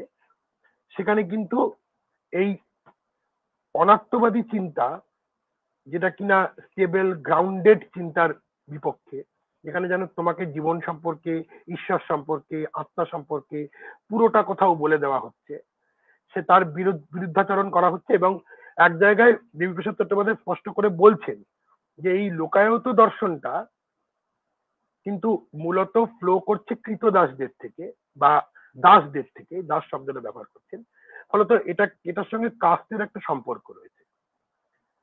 এবং পরবর্তী ক্ষেত্রে হরপ্রসাদ শাস্ত্রী এবং কিছুটা শশীভূষণ দাশগুপ্তের যদি গবেষণা আমরা দেখি, বাংলার কনটেক্সটে আমরা দেখতে পাবো যে এই অনাত্মবাদী চিন্তা কিভাবে মানে বৌদ্ধ দর্শন থেকে তান্ত্রিক বুদ্ধিজম হয়ে বৈষ্ণব সহজিয়া লোকায়ত, বাংলার একটা লোকায়ত ফর্ম অফ দর্শন, এবং লোকায়ত মানে কি সেটাও খুব বিস্তৃতভাবে ব্যাখ্যা করা হয়েছে দেবীপ্রসাদ চট্টোপাধ্যায়তে, যেখানে এই আয়ত শব্দটার সঙ্গে আয়তন, আয়ত শব্দের সঙ্গেও মাটির একটা সম্পর্ক আছে, আমরা ওই মাটির কথায় চলে যাচ্ছি। এবং লোক শব্দটার সঙ্গেও, লোক ভোল্ক, তার সঙ্গেও কিন্তু চাষের জমির একটা সম্পর্ক রয়েছে। জার্মান শব্দ ভল্ক, যেখান থেকে ফোক শব্দটা এসছে, গ্রামীণ মানুষ, সেখানেও ওই চাষাবাদের একটা অনুষঙ্গ কিন্তু রয়েছে। এবং দেবীপ্রসাদ চট্টোপাধ্যায় কোথাও একটা গিয়ে বলছেন, একটা জায়গায় গিয়ে যখন শ্রমের বিভাজন শুরু হলো, শ্রমের বিভাজনের দর্শন যখন শুরু হলো, তখন আমরা দেখতে পাচ্ছি যে কিছু মানুষ এই শ্রমটা কিভাবে হবে সেটাকে অর্গানাইজ করবে, তারা হয়ে যাচ্ছে মালিক শ্রেণী। এক ধরনের মার্কসিস্ট এপিস্টেমোলজি ব্যবহার করছেন বিভূতিভূষণ চট্টোপাধ্যায়। এটার সঙ্গে যে আমি পুরোপুরি একমত তা নই, কাস্টের থেকেও ক্লাসের জায়গাটা নিয়ে আসছেন, ক্লাস দিয়ে কাস্টকে ব্যাখ্যা করছেন, কিন্তু সেখানটাতে আমি ঢুকছি না এখন। কিন্তু আমি দেখাচ্ছি এখানে কিন্তু, এবং এখানে এক্সপিরিয়েন্সের কথা বারবার বলছেন উনি, যেটা শশীভূষণ দাশগুপ্তও বলছেন, যে সাধারণ মানুষের অভিজ্ঞতা, চর্চার বেঁচে থাকার অভিজ্ঞতা, জমির সঙ্গে তাদের লেনদেন, শ্রমের সঙ্গে তাদের তাদের শ্রমিক হওয়ার, শ্রমজীবী মানুষ হওয়ার অভিজ্ঞতা, সেইখান থেকে যে দর্শন, জীবন দর্শন তৈরি হচ্ছে, সেটার একটা প্রতিফলন আমরা কিন্তু এই ধরনের দর্শনে দেখতে পাচ্ছি। লোকায়ত, বৌদ্ধ সহজিয়া এবং পরে সহজিয়া বৈষ্ণব। এখানে লোক, সাধারণ মানুষ যারা কিনা ওই জমির সঙ্গে যুক্ত, তাদের একটা অনুষঙ্গ রয়েছে, এবং একই সঙ্গে মালিক শ্রেণীর উদ্ভবের পরে জমির সঙ্গে বিচ্যুতিরও, এই বিচ্যুতির কথাটাও আমাদেরকে দেখতে হবে। কেননা প্রাগাধুনিক যুগে দেখা যাচ্ছে বিভিন্ন গবেষণায়, মানে এই এই বইগুলো পড়লে বোঝা যাচ্ছে যে কোথাও একটা গিয়ে এই জমির সাথে কৃষিজীবী মানুষের যে অ্যাক্টিভিটিস, কৃষকের যে কাজ, জমিতে ফসল ফলানো, তার সঙ্গে মানুষের শারীরিক বডিলি অ্যাক্টিভিটির একটা কানেকশন তৈরি করা হতো। মানে কৃষি উৎপাদন এবং প্রজনন, এই দুটোকে প্যারালালি দেখা হতো। এবং মনে রাখতে হবে, এগেইন আমি যদি ওই মনুসংহিতার ওই ফ্রেজটাতে ফিরে যাই, যে রজস্বল নারীও কিন্তু অচ্ছুত, তাহলে আমরা বুঝতে পারবো যে এই প্রজননের প্রক্রিয়া, যে কোনো শারীরিক প্রক্রিয়া যেটা মানুষের ইন্টিমেট অ্যানিমাল সেলফকে মনে করায়, এবং অ্যানিমাল সেলফকে মনে করানোর সঙ্গে সঙ্গেই আমরা যে আসলে মৃতবৎ প্রাণী, আমরা যে মর্টাল প্রাণী অ্যানিমাল, সেই জিনিসটা মনে আসে। সেই জিনিসটাকে চিন্তার বাইরে রাখার একটা প্রবণতা, বিশুদ্ধিকরণের একটা প্রবণতা, যে যতক্ষণ তুমি বেঁচে আছো ওটা তুমি ভাববে না, ওটা তোমার চিন্তার বাইরে রাখো, ওটা অন্য কারণ, ওটা অপর, ওটা তোমার চিন্তার অপর। এই চিন্তার অপর নির্মাণের প্রক্রিয়াটা আমাদেরকে মাথায় রাখতে হবে। তো যাই হোক, আমরা যেখান দিয়ে আমরা এগোচ্ছিলাম আমাদের আলোচনাগুলোকে, তো এই কাস্টের যদি আমরা এপিস্টেমোলজিটা দেখি, তাহলে আমরা দেখব বিশেষ করে বেঙ্গলের যে কাস্টের কনটেক্সটে, আমি যে কথাগুলো পরে বলতে চাই সেগুলো একটু আগে বলে দিচ্ছি, তাহলে অনেক সময় সুবিধা হয় বুঝতে যে আলোচনাটা কোন দিকে এগোচ্ছে। যে এই কাস্টের অ্যাবান্ডনমেন্ট, এই অ্যাবান্ডনমেন্টের একটা ওভার ডিটারমিনেশন আছে। ওভার ডিটারমিনেশন আলথুজারের একটা কথা, যেখানে মনে করা হয় একটা ফর্ম অফ এলিয়েনেশন, একটা ফর্ম অফ হায়ারার্কি, একটা ফর্ম অফ পাওয়ার অন্য ফর্ম অফ পাওয়ার গুলোকে, অন্য ফর্ম অফ হায়ারার্কি গুলোকে যেন প্রভাবিত করছে, ওভার ডিটারমাইন করছে, একটা আর একটাকে ওভার ডিটারমাইন করছে, করে একটা কিছু তৈরি হচ্ছে। মানে এটা ওই সিকোয়েন্সিয়াল লিনিয়ার ফর্মে হচ্ছে না, যে এটা এটার পরে ওটা, ওটার পরে ওটা, এরকম না। হ্যাঁ, তো এই কাস্ট স্ট্রাকচারটা পরের দিকের আরো অনেক জিনিসের সাথে মিলেমিশে অ্যাবান্ডনমেন্টটা তৈরি হচ্ছে। যেমন আমরা যদি এই অ্যাবান্ডনমেন্টটা, এই স্পেশাল অ্যাবান্ডনমেন্টটা কি করে তৈরি হচ্ছে বেঙ্গলের কনটেক্সটে, সেটাকে যদি স্টাডি করি, তার কতগুলো স্ট্রাকচার পাবো। প্রথমে তো ডিসকোর্স অফ কাস্ট বললাম, কাস্টিজম, যেটা কিনা common to the entire Indian subcontinent. তারপরে আসছে কালচারালাইজেশন অফ কাস্ট। কাস্টের ভিত্তিতে কিছু মানুষ কাস্ট প্রিভিলেজ পেয়ে, ইংরেজি শিক্ষারও সুযোগ বেশি পেয়ে, যারা ভদ্রলোক হয়ে গেল, যারা mainly they from the upper caste, তাদের মধ্যে যদি কেউ কেউ লোয়ার কাস্ট ঢুকেও যায়, তাতেও সিস্টেমটা খুব, স্ট্রাকচারটা খুব একটা বদলায় না। তাহলে এই একটা কালচারালাইজেশন অফ কাস্ট, এটা একটা শব্দ যেটা আমি বালমুরলি নাটরাজনের এই নামের একটা বই আছে সেখান থেকে নিয়েছি। এই কালচারালাইজেশন অফ কাস্টটা আর একটা ফর্ম অফ অ্যাবান্ডনমেন্ট, যেটাকে আমরা আমাদের বেঙ্গলের কনটেক্সটে ভদ্রলোক ছোট লোক শব্দে ডিনোট করি। তাহলে একটা হচ্ছে একদম rigid caste, brahmanical, theological, hierarchical system, আর একটা হচ্ছে কালচারালাইজেশন অফ কাস্ট, এবং তার সাথে নেশন স্টেটের ফরমেশন এই কালচারালাইজেশন অফ কাস্টের সাথে সাথে তৈরি হচ্ছে, যেখানে কারা প্রপার সাবজেক্ট, হ্যাঁ, শিক্ষিত, ভোট দেওয়ার অধিকারী, যারা সবকিছু বোঝে, শিক্ষার অধিকার থেকেও দলিত মানুষকে দীর্ঘদিন বঞ্চিত করা হয়েছে, ফলে তো শিক্ষার অধিকারও আপার কাস্টেই বেশি পেয়েছে। এই সব মিলেমিশে একটা জিনিস তৈরি হচ্ছে। তারপরে আসছে দেশভাগ, পার্টিশন। বেঙ্গলের কনটেক্সটে যদি আমরা বলি, দেশভাগ যখন হলো, শেখর বন্দ্যোপাধ্যায়, দৈপায়ন সেন, এদের মতো গবেষণা, সর্বাণী বন্দ্যোপাধ্যায়, এদের গবেষণাগুলো যদি আমরা দেখি, এরা স্পষ্টভাবে দেখিয়েছেন যে পার্টিশন যখন হলো, ইস্ট পাকিস্তানের যে ইস্ট পাকিস্তান বলে যে অঞ্চলটা তৈরি হলো তার অনেকগুলো জায়গাতে দলিত হিন্দু, এদেরকে যদি হিন্দু বলে ডিনোট করি, কেননা হিন্দুদের ব্রাহ্মণিক্যাল হিন্দুইজম এদেরকে হিন্দুর যে সেই যে স্ট্যাটাস ইকুয়াল স্ট্যাটাস দেয় না, তবু যদি আমি এদেরকে হিন্দু বলি বায়োপলিটিক্যাল টার্মসে, তাহলে এই দলিত হিন্দুরা কিন্তু ওই অঞ্চলের মধ্যে পড়লো, তাদের কথা কেউ ভাবলো না যে এই অঞ্চলগুলো আসলে দলিত হিন্দু অধ্যুষিত অঞ্চল, তাদেরকে পুনর্বাসন দিতে হবে বা তারা ওইখানে থেকে গেলে কি হবে, সেটা একটা চিন্তার বাইরে রয়ে গেল। এবং তারপরে যখন পার্টিশন হয়ে গেল, তারপর যখন একটা সময় পর তারা অনেক অনেক সংখ্যায় আসতে শুরু করলো, প্রথম দিকে তারা আসতে চায়নি, তার কারণ হচ্ছে যে তারা মূলত কৃষিজীবী ছিল এবং মৎস্যজীবী ছিল, তারা ওই ল্যান্ডের সঙ্গে তাদের একটা সম্পর্ক ছিল, জমির সাথে নদীর সাথে তাদের একটা সম্পর্ক ছিল, প্রকৃতির সাথে। ফলত তাদের পক্ষে মূলচ্ছেদ সেটাও একটা এলিয়েনেশন, সেটা কিন্তু আমরা এক ধরনের কাস্ট ব্লাইন্ডনেস, আমরা ভাবিনি যে যারা এই প্রফেশন গুলোর সাথে যুক্ত তাদেরকে কিভাবে পুনর্বাসন দেব। তো এই মানুষগুলো আসতে শুরু করলো একটা সময়ের পর, যখন কমিউনাল ভায়োলেন্স এসকেলেট করলো দুদিকে আফটার 1950 পার্টিশন হয়ে যাওয়ার পর 50s 60s ধরে। তো তাদেরকে পুনর্বাসন দেওয়ার ঠিকমতো ব্যবস্থা করা হলো না। যেমন আমি যে লেখাটা নিয়ে কাজ করেছি, যতীনবালার শেকড় ছেঁড়া জীবন, সেই শেকড় ছেঁড়া জীবন যাতে আমি দেখবো, নামটা শুনেই বোঝা যাচ্ছে যে সেই শেকড় ছেঁড়া জীবনটা একদিকে কাস্ট এলিয়েনেশনের জন্য শেকড় ছেঁড়া জীবন ছিল, আগে থেকেই কাস্ট শেকড় ছেঁড়া জীবন ছিল, খুব যে শেকড় ভিত্তি প্রস্তর সম্পন্ন জীবন ছিল তা নয়। তারপরে যখন তারা মাইগ্রেট করে চলে আসছে তখন আরো বেশি শেকড় মূলচ্ছেদ, যেটুকু তাদের স্পেস ছিল, যেটুকু তারা গ্রামের বাইরে হোক যেভাবে হোক তারা বেঁচে ছিল, সেখান থেকেও তারা মূলচ্ছেদ হয়ে আসতে শুরু করলো।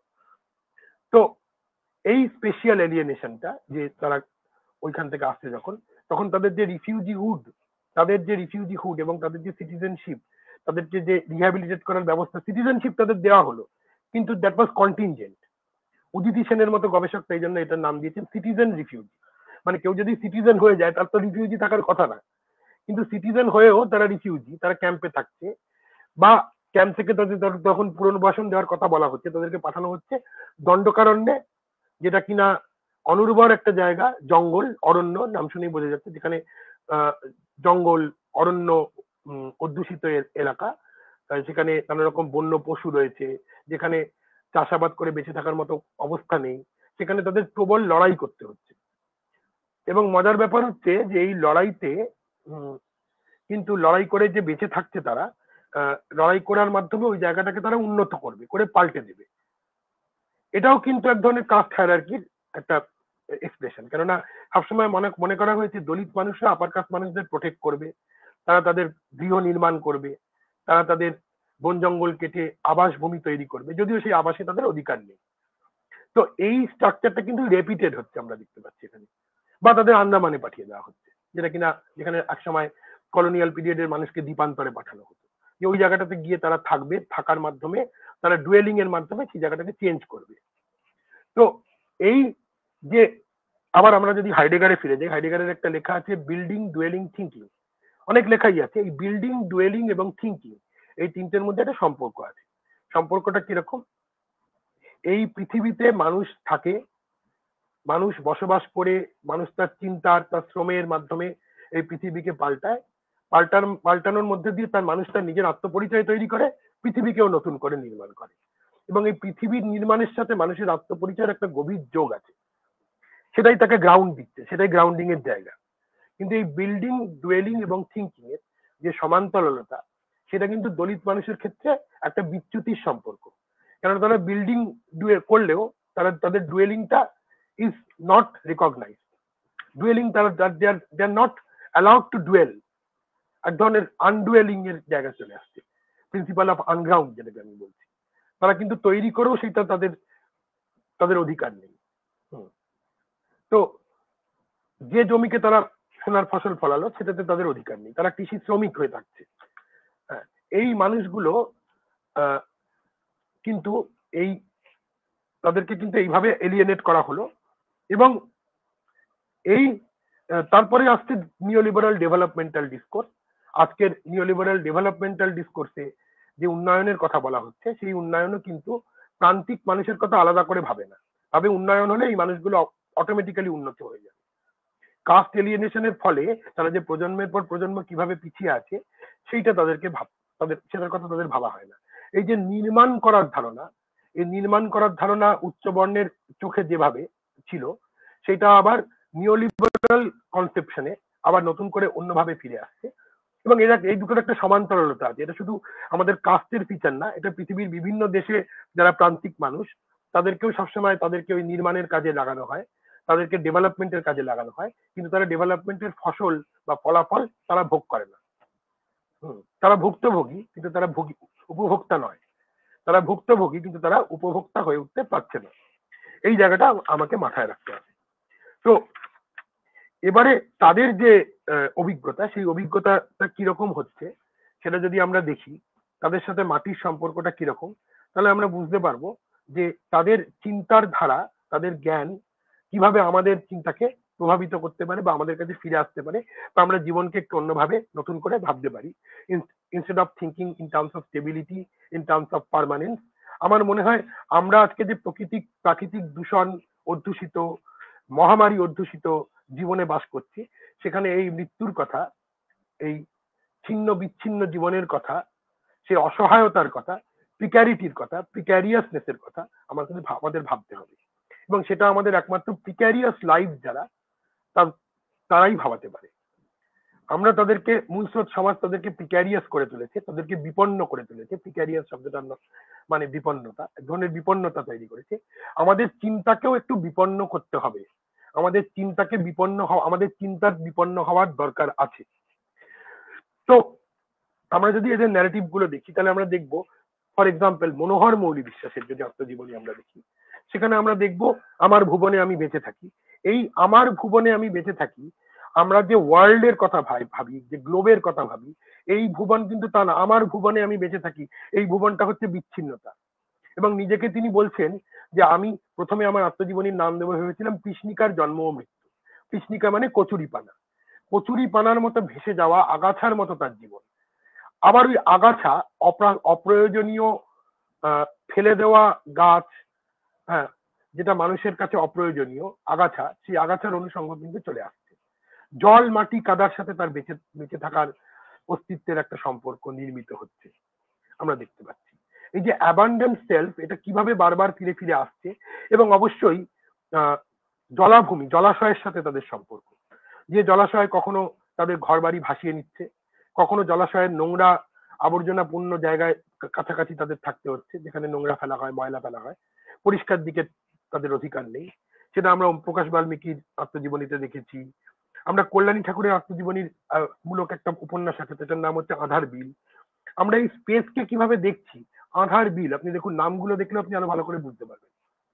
এমনকি আধুনিকতাতে এসেও আমরা যদি, একজন গবেষক জোয়েল লি একটা বই লিখেছে, একটা প্রবন্ধ লিখেছেন, অর্ডার অ্যান্ড অর্ডার, যেখানে তিনি একই সঙ্গে ওম প্রকাশ বাল্মীকির ঝুটান উপন্যাসটা পড়ছেন এবং ফিল্ড ওয়ার্ক করছেন এলাহাবাদের কিছু কিছু বস্তিতে, দলিত বস্তিতে। সেখানে গিয়ে তিনি দেখছেন যে দলিত অস্তিত্বের সাথে দুর্গন্ধের একটা সম্পর্ক রয়েছে, যে দুর্গন্ধকে আমরা সবসময় অ্যাভয়েড করতে চাই। তাহলে যে জিনিসগুলোকে আমরা মানব জীবনের অন্তর্গত মনে করি না, জীবনের থেকে দূরে রাখতে চাই, সেইগুলোতেই কিন্তু তাদেরকে ঠেলে দেওয়া হচ্ছে, ঠেলে দিয়ে তাদেরকে বিপন্ন করে তোলা হচ্ছে। শুধু শারীরিক ভাবে নয়, মানসিক ভাবেও তাদের অস্তিত্ব কিন্তু বিপন্ন হয়ে উঠছে। বিপন্নতার মধ্যে দিয়ে তারা বাঁচছে। এই একটা কবিতা, যতীনবালা, যার কথা একটু আগেই বললাম, তার একটা কবিতার কতগুলো লাইন পড়ি, তাহলে আমি এই অ্যাবান্ডনমেন্টের যে ট্র্যাজেক্টরিটা, সেটা আমাদের বুঝতে সুবিধা হবে। পুরুষদের কাছ থেকে অধিকার সূত্রে পাওয়া পুরানো, ছ্যাদলা পড়া, পরিত্যক্ত, আবর্জনাপূর্ণ ঝুড়িতে ছুঁড়ে ফেলা তুচ্ছ এক টুকরো ময়লা, ছেঁড়া ময়লা কাগজের মতো আমাদের জীবন। এ জীবন নদী নয়, বদ্ধ মজা, হেজে যাওয়া পচা ডোবা। জলে যার স্রোত নেই কোনো ঢেউ, জোয়ার ভাটাও খেলে না কখনো। আমরাও প্রকৃতি দিয়ে আমাদের নিজের জীবনকে ব্যাখ্যা করি, কিন্তু দেখুন, এই প্রকৃতি কিন্তু ধ্বংসপ্রাপ্ত প্রকৃতি, বিপন্ন প্রকৃতি, আবর্জনাময় প্রকৃতি। আমরা প্রকৃতি শব্দটা কিন্তু বহু ব্যবহারে, আমার প্রকৃতি, নেচার এবং ইকোলজি, এটাও আমার গবেষণার একটা বিষয়। এবং এই কোলাদির সাথে দলিত আত্মপরিচয় কিভাবে কানেক্টেড, সেটাতে আমি বিস্তৃতভাবে যাচ্ছি না এখানে। আমি দেখাচ্ছি এই আনগ্রাউন্ডিং এর অভিজ্ঞতা কিভাবে দলিতকে, এই স্থিতিহীনতা স্থানহীনতার অভিজ্ঞতা কিভাবে দলিতকে প্রকৃতির সাথে কানেক্ট করে, আবর্জনার ফেলে দেওয়ার অনুষঙ্গে তার নিজের অস্তিত্ব ফেলে দেওয়া অস্তিত্ব, এবং যেখানে সে বসবাস করছে সেই বাসস্থানটাও যেন আবর্জনাপূর্ণ, ফেলে দেওয়া অ্যাবান্ডন্ড ল্যান্ড। তাহলে এইভাবে যদি আমরা দেখি, এই অনুষঙ্গগুলো যেহেতু বারবার ফিরে ফিরে আসছে, তাহলে আমরা দেখ, এবং যতীনবালা যখন তার আত্মজীবনীতে বারবার ব্যাখ্যা করছেন কিভাবে তারা ওই যশোর রোড দিয়ে আস্তে আস্তে হেঁটে হেঁটে মানে ঝাঁকে ঝাঁকে এই পশ্চিমবঙ্গে ঢুকছে, তারা রাস্তায় মানুষ মারা যাচ্ছে, রাস্তাতেই মানুষের জন্ম হচ্ছে, শিশুর জন্ম হচ্ছে, পাশেই মৃতদেহ পড়ে আছে। এটা যে ভয়ঙ্কর একটা মৃত্যুর অভিজ্ঞতা, যেটা আমরা মানে স্থিত স্টেবল সভ্য জীবনে ভাবতে পারি না, যেটা সভ্যতার বাইরে অসভ্য, অমানবিক, অমানুষিক কিছু একটা, সেই অমানুষিক অস্তিত্বের সন্ধান আমাদেরকে দিচ্ছে। যেন এই মানুষগুলো যেন মানুষ নয়, যেন অবমানবায়িত অস্তিত্ব তাদের। তাহলে এই মৃত্যুর নিয়ত অভিজ্ঞতা যেটা তাদের জীবনের অংশ হয়ে যাচ্ছে, সেইটা কিন্তু তাদের চিন্তাকে অন্যভাবে নির্মাণ করছে। আমাদের এই যে স্টেবল স্টেট, আমাদের যে সিকিউরিটি, যে কনসেপ্টটা সবসময় কাউকে বাইরে রেখে তৈরি হয়, সেটাকে প্রশ্নের চিহ্নের মুখে দাঁড় করাচ্ছে দলিতদের এই আত্মজীবনীমূলক লেখাগুলো। আমরা যদি এমবেম্বের নেক্রোপলিটিক্স বলে বিখ্যাত প্রবন্ধটায় ফিরে যাই, যেখানে বলা হচ্ছে যে আসলে বায়োপলিটিক্স হচ্ছে নেক্রোপলিটিক্স। সরকার, যে কোনো স্টেটের সরকার সবসময় মৃতদেহ তৈরি করে, এবং মৃতদেহ তৈরি করার মাধ্যমে কোথাও একটা গিয়ে বলা হয়, দেখো বাবা ওরা মারা গেছে কিন্তু তুমি তো বেঁচে আছো। এটাই বায়োপলিটিক্স। বায়োপলিটিক্স আসলে নেক্রোপলিটিক্স। মৃতদেহ তৈরি করাটাও বোধহয় সরকারের একটা বৃহৎ প্রকল্পের কাজ। কিছু কিছু মৃতদেহ যেন তৈরি হয়, নাহলে সরকার নিজেকে কি করে জাস্টিফাই করবে যে বাকিদেরকে সে বাঁচিয়ে রেখেছে। এই নেক্রোপলিটিক্স এর ধারণার কথা বলতে গিয়ে, হ্যাঁ, হেগেলের প্রকৃতি সম্পর্কে যে ভাবনা, সেটাকে এমবেম্বে নিয়ে আসেন, এবং সেখানে তিনি বলেন যে উনি বলেন যে মৃত্যুকে আমরা চেতনার বাইরে রেখে আমাদের চেতনাকে নির্মাণ করি, এবং একই সঙ্গে প্রকৃতিকে আমরা মনে করি মানুষের অপর, যে প্রকৃতিকে মানুষ ব্যবহারের মাধ্যমে নিজের করে তুলবে। কিন্তু এই ব্যবহারের বাইরে যে প্রকৃতি, সেই প্রকৃতিটা মানুষের সবসময় অপর হয়েই থাকবে। এই প্রকৃতিকে অস্বীকারের মাধ্যমে মানুষ আসলে তার নিজের প্রাকৃতিকতাকে অস্বীকার করে। আমরা যে একটা প্রাকৃতিক অস্তিত্ব, সেটা আমরা সবসময় ভুলে থাকি, কেননা এটা অন্য কারণ, প্রাকৃতিক অস্তিত্বটা অন্য কারণ, এটা আমার নয়। এই জায়গা থেকে আমার ফিলোসফিক্যাল এনকোয়ারিটা শুরু হচ্ছে। এখান থেকেই আমি এই প্রিন্সিপাল অফ গ্রাউন্ডের যে দর্শনটা, সেটা আমি নির্মাণ করছি। মনে রাখতে হবে আমাদের যে কাস্ট হায়ারার্কি, এবার আমি একটু আম্বেদকারে ফিরে যাই।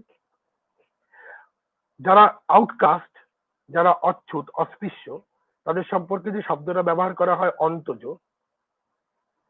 সেই শব্দটা সম্বন্ধে who are the untouchables and how they became untouchables বলে একটা বড় প্রবন্ধ আছে, বই আকারের প্রবন্ধ আম্বেদকারের।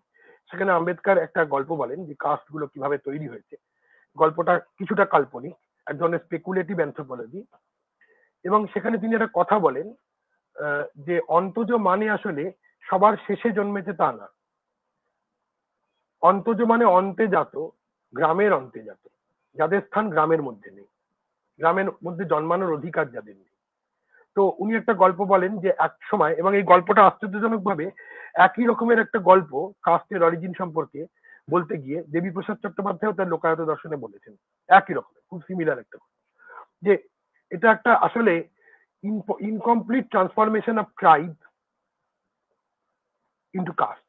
কিরকম, আগে অনেকগুলো উপজাতি ছিল, সেই উপজাতিগুলো নিজেদের মধ্যে মারামারি করতো, তার মধ্যে কিছু কিছু উপজাতি জিতে গেল, যারা জিতে গেল তারা স্টেবল সোসাইটি তৈরি করলো, এবং যারা হেরে গেল তারা বেশিরভাগই মরে গেল, যারা কোনো রকমে বেঁচে রইল তাদেরকে রেখে দেওয়া হলো গ্রামের বাইরে, শর্ত সাপেক্ষে তাদের বাঁচিয়ে রাখা হলো যে তোমরা আমাদের যত নোংরা আবর্জনাময় কাজগুলো সেগুলো তোমরা করবে, তোমরা গ্রামের মধ্যে ঢুকবে কিন্তু তোমাদের এন্ট্রি হবে কন্টিনজেন্ট, সবসময় ঢুকতে পারবে না। এই জন্য মনুসংহিতাতে বলা হয়েছে রাতের বেলা ঢুকবে এরা, রাতের বেলা ঢুকে আবর্জনা, ময়লা, মলমূত্র সব পরিষ্কার করবে, মৃতদেহ পরিষ্কার করার জন্য ঢুকবে তারা, তারা পারমিশন নিয়ে ছুত অচ্ছুতের নিয়ম মেনে তারা ঢুকবে। কেননা ট্রাইবগুলোর নিয়ম কি ছিল, ট্রাইবগুলোর মধ্যে যারা শত্রু ট্রাইব হতো তাদের সঙ্গে বিয়ে দেওয়ার নিয়ম ছিল না, তারা ছিল অপর। তাহলে সেই অপরের ভাবনাটা নতুন ভাবে আরেক রকম ভাবে থেকে গেল কাস্টিজমের মধ্যে। এরা যেহেতু আগে থেকেই অপর ছিল, এদেরকে অপর হিসেবে গ্রামের বাইরে রাখা হলো, কিন্তু প্রয়োজনীয় অপর। মাঝে মাঝে তারা আসবে, তাদেরকে ব্যবহার করা হবে বিভিন্ন কাজে, এবং তারা গ্রামের ওই বাইরে থেকে অন্তে থেকে তারা গ্রামকে প্রোটেক্টও করবে, তারা পাহারাও দেবে। হ্যাঁ, পাইক বরকন্দাজ এই ধরনের যে যারা হচ্ছে যে পাইকের কাজ করে, মনে রাখতে হবে যে নমশূদ্র কাস্টের একটা বিরাট অংশ এক সময় জমিদারদের রাজাদের প্রোটেকশন দিত, তাদের কাজ ছিল যুদ্ধ করা। আমরা যদি সেই ডোম দিল, অবশ্যই তনিকা সরকার তার ডোম নিয়ে বিখ্যাত একটা লেখা আছে, সেখানে লিখেছেন এটা। তো এই জিনিসগুলো যদি আমরা দেখি, এই গ্রামের বাইরে থাকা, মাটির অধিকার না থাকা, সেটা কিভাবে দলিতের আত্মনির্মাণ করছে, এবং সেই আত্মনির্মাণের মধ্যে দিয়ে আমরা জ্ঞানকে কিভাবে ভাবতে পারি, সেইটা আমাদের এই গবেষণার মূল উপজীব্য। এবং শুধু জ্ঞান নয়, সেই জ্ঞানের প্রকৃতিকেও আমরা কিভাবে ভাবতে পারি, আমাদের স্টেটকে কিভাবে ভাবতে পারি, পলিটিক্সকে কিভাবে ভাবতে পারি, সেগুলো আমাদের চিন্তার অনুষঙ্গ। আমি দুটো গল্পের রেফারেন্স দিয়ে শেষ করব। এই দুটো গল্প জাস্ট আমি বলছি। একটা হচ্ছে যতীন বালারই লেখা একটা গল্প বাস্তুভূমি। তো সেই বাস্তুভূমি গল্পে আমি একটু ইয়ে করে নিচ্ছি, এক সেকেন্ড। তো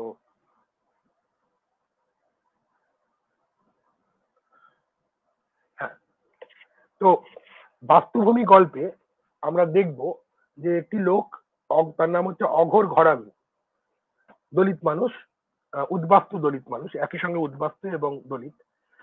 যতীনবালা তার শেকড় ছেঁড়া জীবনে বলেছেন আমাদেরকে কিভাবে এলিয়েনেট করতো। যখন তারা এই এই বঙ্গে এলো, তাদেরকে বলা হতো নম এবং রিপু। রিপু মানে রিফিউজি, নম মানে নমশূদ্র।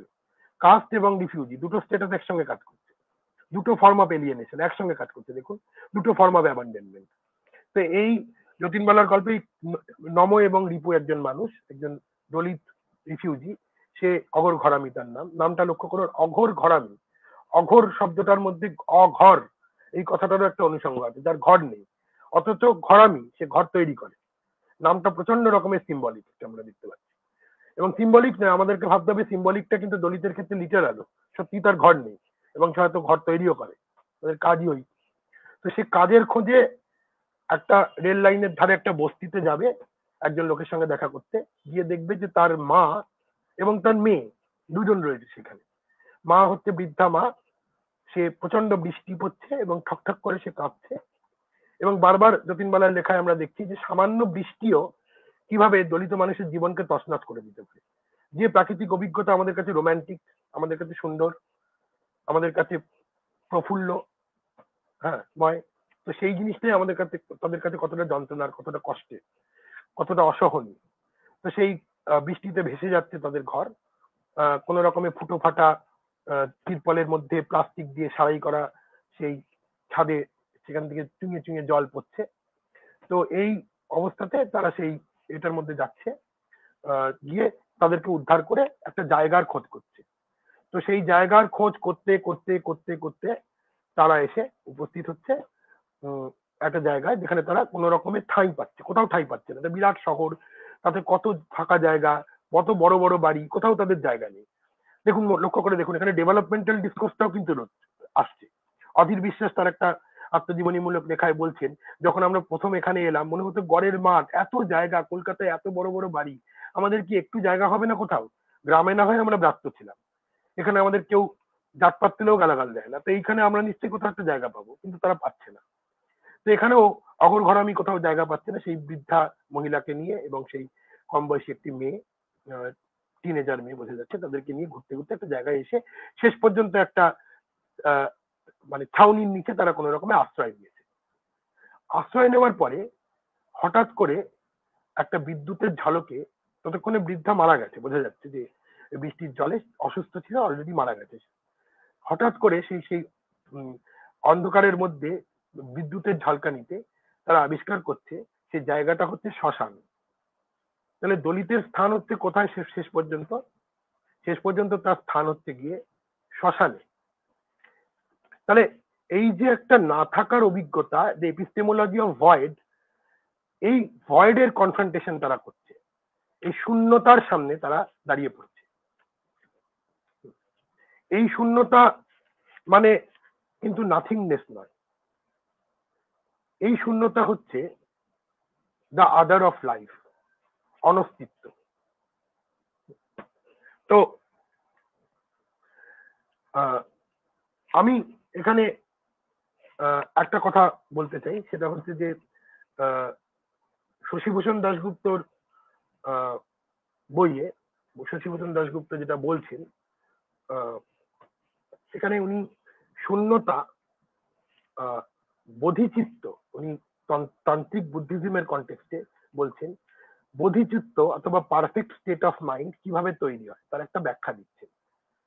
এবং শূন্যতাকে, এই শূন্যতার ব্যাখ্যা কিন্তু আম্বেদকরের করা ব্যাখ্যার থেকে অনেকটা আলাদা, বা আম্বেদকরের যে নির্বাণের তত্ত্ব তার থেকে বোধিচিত্তের তত্ত্ব কিন্তু অনেকটা আলাদা। এখানে কিন্তু শরীরের একটা প্রবল উপস্থিতি আছে এবং শূন্যতার সাথে নারী শরীরকে সমান্তরাল ভাবে দেখছেন। নারী শরীর, স্ত্রী শরীর এবং শূন্যতা যেন একই। এটা হচ্ছে যে ফেমিনাইন প্রিন্সিপাল, এবং ম্যাসকিউলাইন প্রিন্সিপাল হচ্ছে কি, শূন্যতার উল্টো দিকে কি আছে, করুণা। মানে যখন আমি বুঝতে পারবো যে আসলে এই জীবনটা অনস্তিত্বে মাখা, তখনই আমার মধ্যে করুণা জাগ্রত হবে এবং করুণা আর শূন্যতার মিলনে বোধিচিত্ত বা পারফেক্ট স্টেট তৈরি হবে। তাহলে এবং এই বজ্রযান যে বুদ্ধিজম, যেখান থেকে সহজ জ্ঞানের জন্ম, সেখানে দুটো শব্দ উনি আরো ব্যবহার করছেন, প্রজ্ঞা এবং উপায়। প্রজ্ঞার সঙ্গে তিনি শূন্যতাকে অ্যাসোসিয়েট করছেন। প্রজ্ঞা হচ্ছে নারী, স্ত্রী প্রিন্সিপাল, ফেমিনাইন প্রিন্সিপাল প্রজ্ঞা, এবং উপায়, উপায় শব্দটা আমরা বুঝতে পারছি, উপায় প্র্যাকটিস, সেটার সঙ্গে করুণাকে তিনি যুক্ত করছেন। তাহলে করুণাই হচ্ছে উপায়, উত্তরণের উপায়। এবং এটা কিন্তু এই সেক্সোযোগিক প্র্যাকটিস, শারীরিক অভিজ্ঞতা নির্ভর যে সাধনা, তার সঙ্গে কিন্তু যুক্ত। এবং এই গল্পের শেষে আমরা দেখছি, বাস্তুভূমি গল্পের শেষে, বাস্তুভূমি নামটাও লক্ষ্য করুন, বাস্তুভূমি গল্পটা আসলে বাস্তুহীনতার গল্প। বাস্তুভূমি সে খুঁজে পাচ্ছে আসলে শ্মশানে গিয়ে, মৃত্যুর মধ্যে, মৃত্যুর চারিপাশে, মৃত্যুর মধ্যে সে জীবনকে খুঁজছে। এবং সেখানে সেই মানে বজ্রপাতের আলোয় দেখা যাচ্ছে সেই নারী এবং পুরুষ তারা মিলিত হচ্ছে একে অপরের সাথে, যেন নতুন প্রাণ, নতুন সৃষ্টির দিকে তারা এগিয়ে যাচ্ছে। এ এক অদ্ভুত অনুষঙ্গ, যেন শূন্যতা আর করুণার মিলন হচ্ছে, যেন প্রজ্ঞা এবং উপায়ের সংযোগ হচ্ছে। এবং এই মানুষটাকে দেখুন, এই মানুষটা অঘর ঘরামি ক্রমাগত চেষ্টা করে যাচ্ছে বাঁচানোর এই মানুষগুলোকে। মৃত্যুর মধ্যে, সে নিজের মৃত্যুর মধ্যে বাস করছে, কিন্তু সে চেষ্টা করে যাচ্ছে ক্রমাগত বাঁচানো। এই যে এটা একটা ফর্ম অফ রেজিস্টেন্স, এই রেজিস্টেন্সটা কিন্তু শূন্যতার মধ্যে দিয়ে তৈরি হচ্ছে। এটা কিন্তু ডেভেলপমেন্টাল ডিসকোর্স নয়, দেখো বাবা তোমাকে বাঁচিয়ে দেবো, তোমাকে উন্নত করে দেবো, তোমাকে অনেক কিছু দিয়ে দেবো, অনেক কিছু পাইয়ে দেবো, তা না। এটা এক ধরনের, যেটা বুদ্ধিজমের দর্শনের জায়গা থেকে আম্বেদকরকে স্টাডি করে আমার বন্ধু কল্যাণ কুমার দাস বলেছে, প্রত্যুত সমুৎপাদ, মানে ডিপেন্ডেন্ট কোয়ারাইজিং। এইভাবে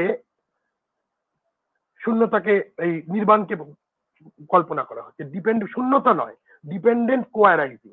শূন্যতা মানে কিছু নেই তা না, আসলে সংযুক্ত ভাবে আমরা একটা কিছু নির্মাণ করার চেষ্টা করছি। কিছু নেই, শূন্যতা, এটা মনে হয় যেন একটা নেগেটিভ চিন্তা, কিন্তু এই নেগেশনের মধ্যে দিয়ে একটা নির্মাণের প্রকল্প, হ্যাঁ, আমরা নির্মাণের প্রকল্প করার আমরা চেষ্টা করছি। তো দ্বিতীয় গল্পটা জাস্ট মেনশন করে আমি শেষ করবো, বেহালা বাদক গল্পটার নাম। এই গল্পটা মনোহর মৌলি বিশ্বাসের লেখা। সেখানে একজন মানুষ, হ্যাঁ, তার নাম হচ্ছে, সে হচ্ছে বেহালা বাদক, বেলচি বাবু তাকে সবাই বলে।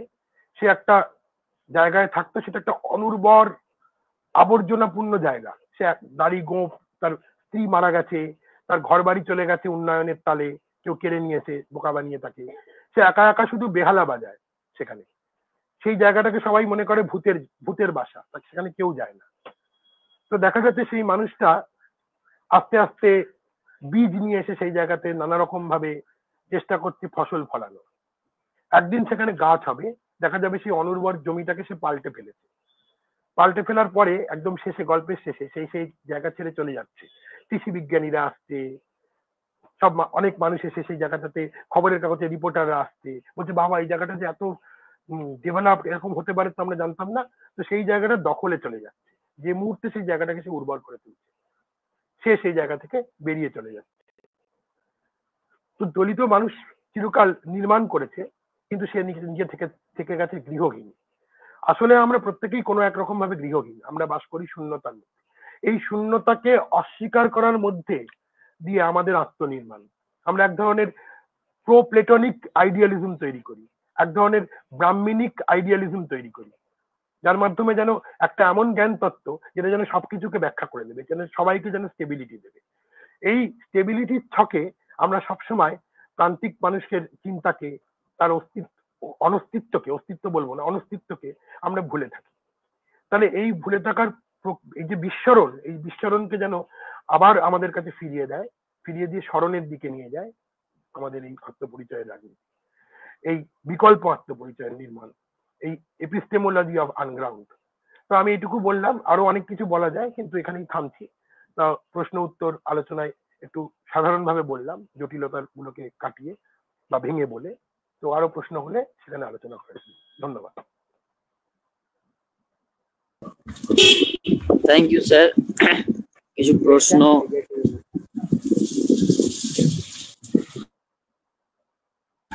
হ্যাঁ, রনিত রায় প্রশ্ন করেছে, সাবটাইটেলটা কি কোনোভাবে বন্ধ করা সম্ভব? কিছু ক্ষেত্রে ভুল সাবটাইটেল দেখানোর কারণে ডিস্ট্রাকশন হচ্ছে।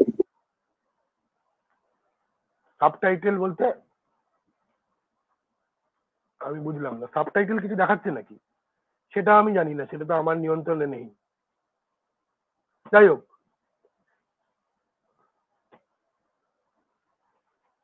আচ্ছা, আরেকজন একটা প্রশ্ন, দলিত আন্দোলনে দলিত সাহিত্যের ভূমিকা কেমন? হ্যাঁ, দলিত সাহিত্যের ভূমিকা দলিত আন্দোলনে খুবই মেজর। যেমন কালো মানুষের আন্দোলনের ক্ষেত্রে কালো মানুষের সাহিত্য খুবই গুরুত্বপূর্ণ ভাবে চলে এসছে। দুটো জিনিস আমি বলবো, শেখর বন্দ্যোপাধ্যায় এবং অনুসুয়া বসু রায়চৌধুরীর বইটা কাস্ট অ্যান্ড পার্টিশন যেটা বেরিয়েছে, সেখানে দুটো জিনিসের কথা তারা বলেছেন উপসংহারে। একটা হচ্ছে দলিত মানুষের ধর্মীয় আন্দোলন এবং সাহিত্য আন্দোলন। বাংলার ক্ষেত্রে অন্তত এই দুটো খুব গুরুত্বপূর্ণ, কেননা রাজনৈতিকভাবে তার মেরুদণ্ড ভেঙে দেওয়া হয়েছিল পার্টিশনের মাধ্যমে। পার্টিশনের সময় পর থেকে আমরা দেখছি তাদের রাজনৈতিক যে অ্যাজারশন একদম রিসেন্ট টাইমসে হয়তো হচ্ছে, কিন্তু এই একদম রিসেন্ট টাইমসে যে দলিত ভয়েস, দলিতের যে কণ্ঠস্বর, সেটা উঠে আসার পিছনে কিন্তু দলিত সাহিত্য, দীর্ঘদিন ধরে চলা দলিত সাহিত্যের, এবং সেখানেও আমি একটা মৃত্যুর একটা যোগ আছে, কিন্তু সেটা হচ্ছে চুনি কোটালের আত্মহত্যার পর থেকে দলিত আন্দোলনের পালে কিন্তু হাওয়া লাগে। তাই জন্য এই যে মৃত্যুর মধ্যে দিয়ে জীবনকে খুঁজে পাওয়া, সেটার অনুষঙ্গ কিন্তু সেখানেও রয়েছে। এটাই বলছি। তো এবং ধর্মীয় আন্দোলন, মতুয়াদের আন্দোলন, ধর্মীয় আন্দোলন এবং সাহিত্য আন্দোলন, এই দুটোই ছিল দলিত অ্যাজারশনের ক্ষেত্রে। আচ্ছা স্যার, পরবর্তী প্রশ্ন হচ্ছে, দলিত সাহিত্যের মূল লক্ষ্য কি ছিল?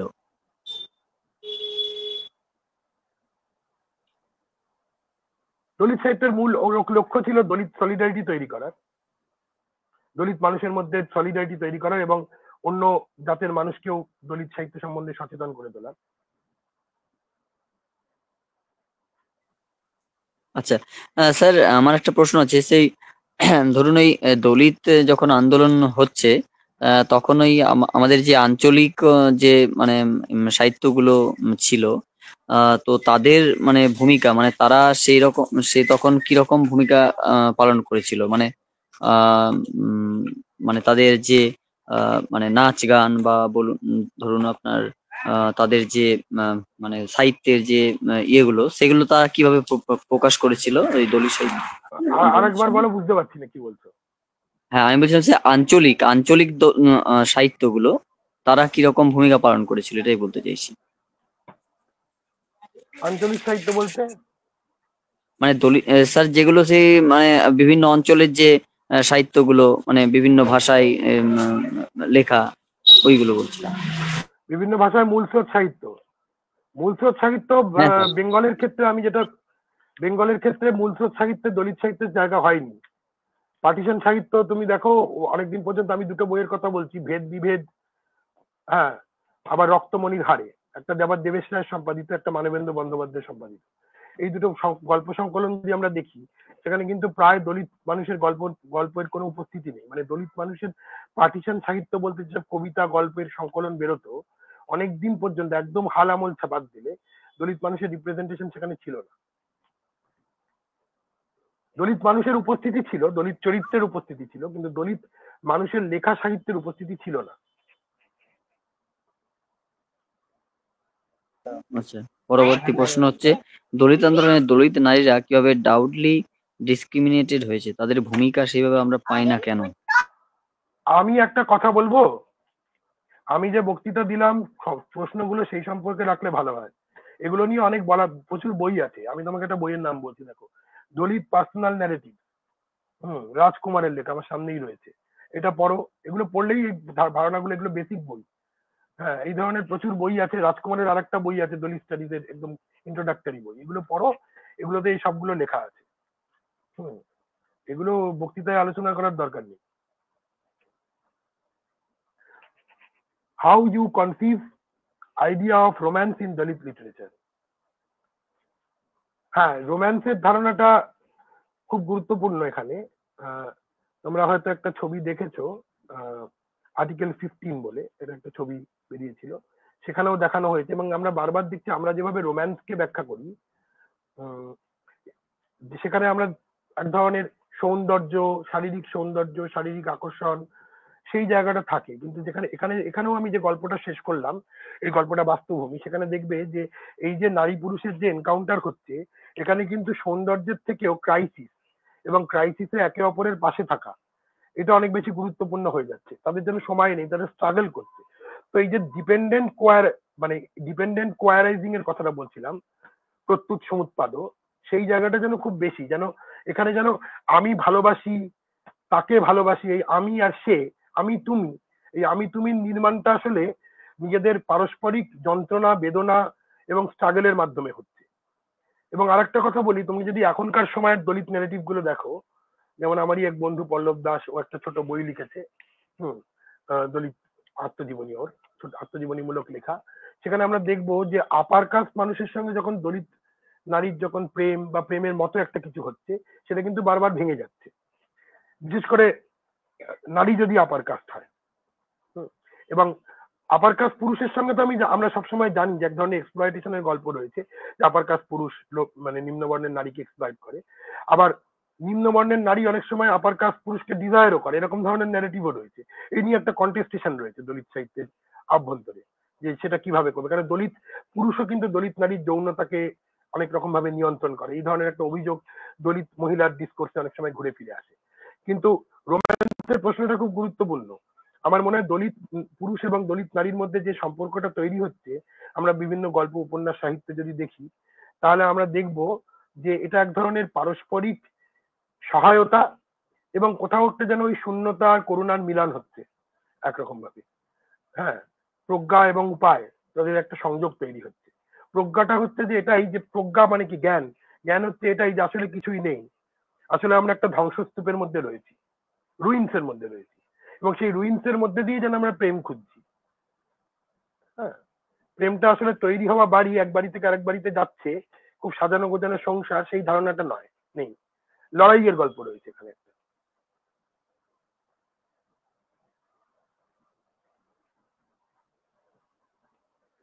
How can we approach the issue natural resources and Dalit literature? Please suggest some books on Dalit epistemology. হ্যাঁ, দলিত এপিস্টেমোলজির ওপর প্র্যাকটিসিং কাস্ট, অনিকেত জাওয়ারের বইটা পড়তে পারো। আর নেচারের দিক দিয়ে দেখতে গেলে কাস্ট এন্ড নেচার বলে একটা বই আছে মুকুল শর্মার, সেটা দেখতে পারো। অনিকেত জাওয়ারের বইটা খুব ইম্পর্টেন্ট। এবং সুন্দর সরকাই আর গোপাল গুরুর দুটো বই আছে, দুটো বই দেখতে পারো, দুটো বই খুব গুরুত্বপূর্ণ, ইউপি থেকে বেরিয়েছে।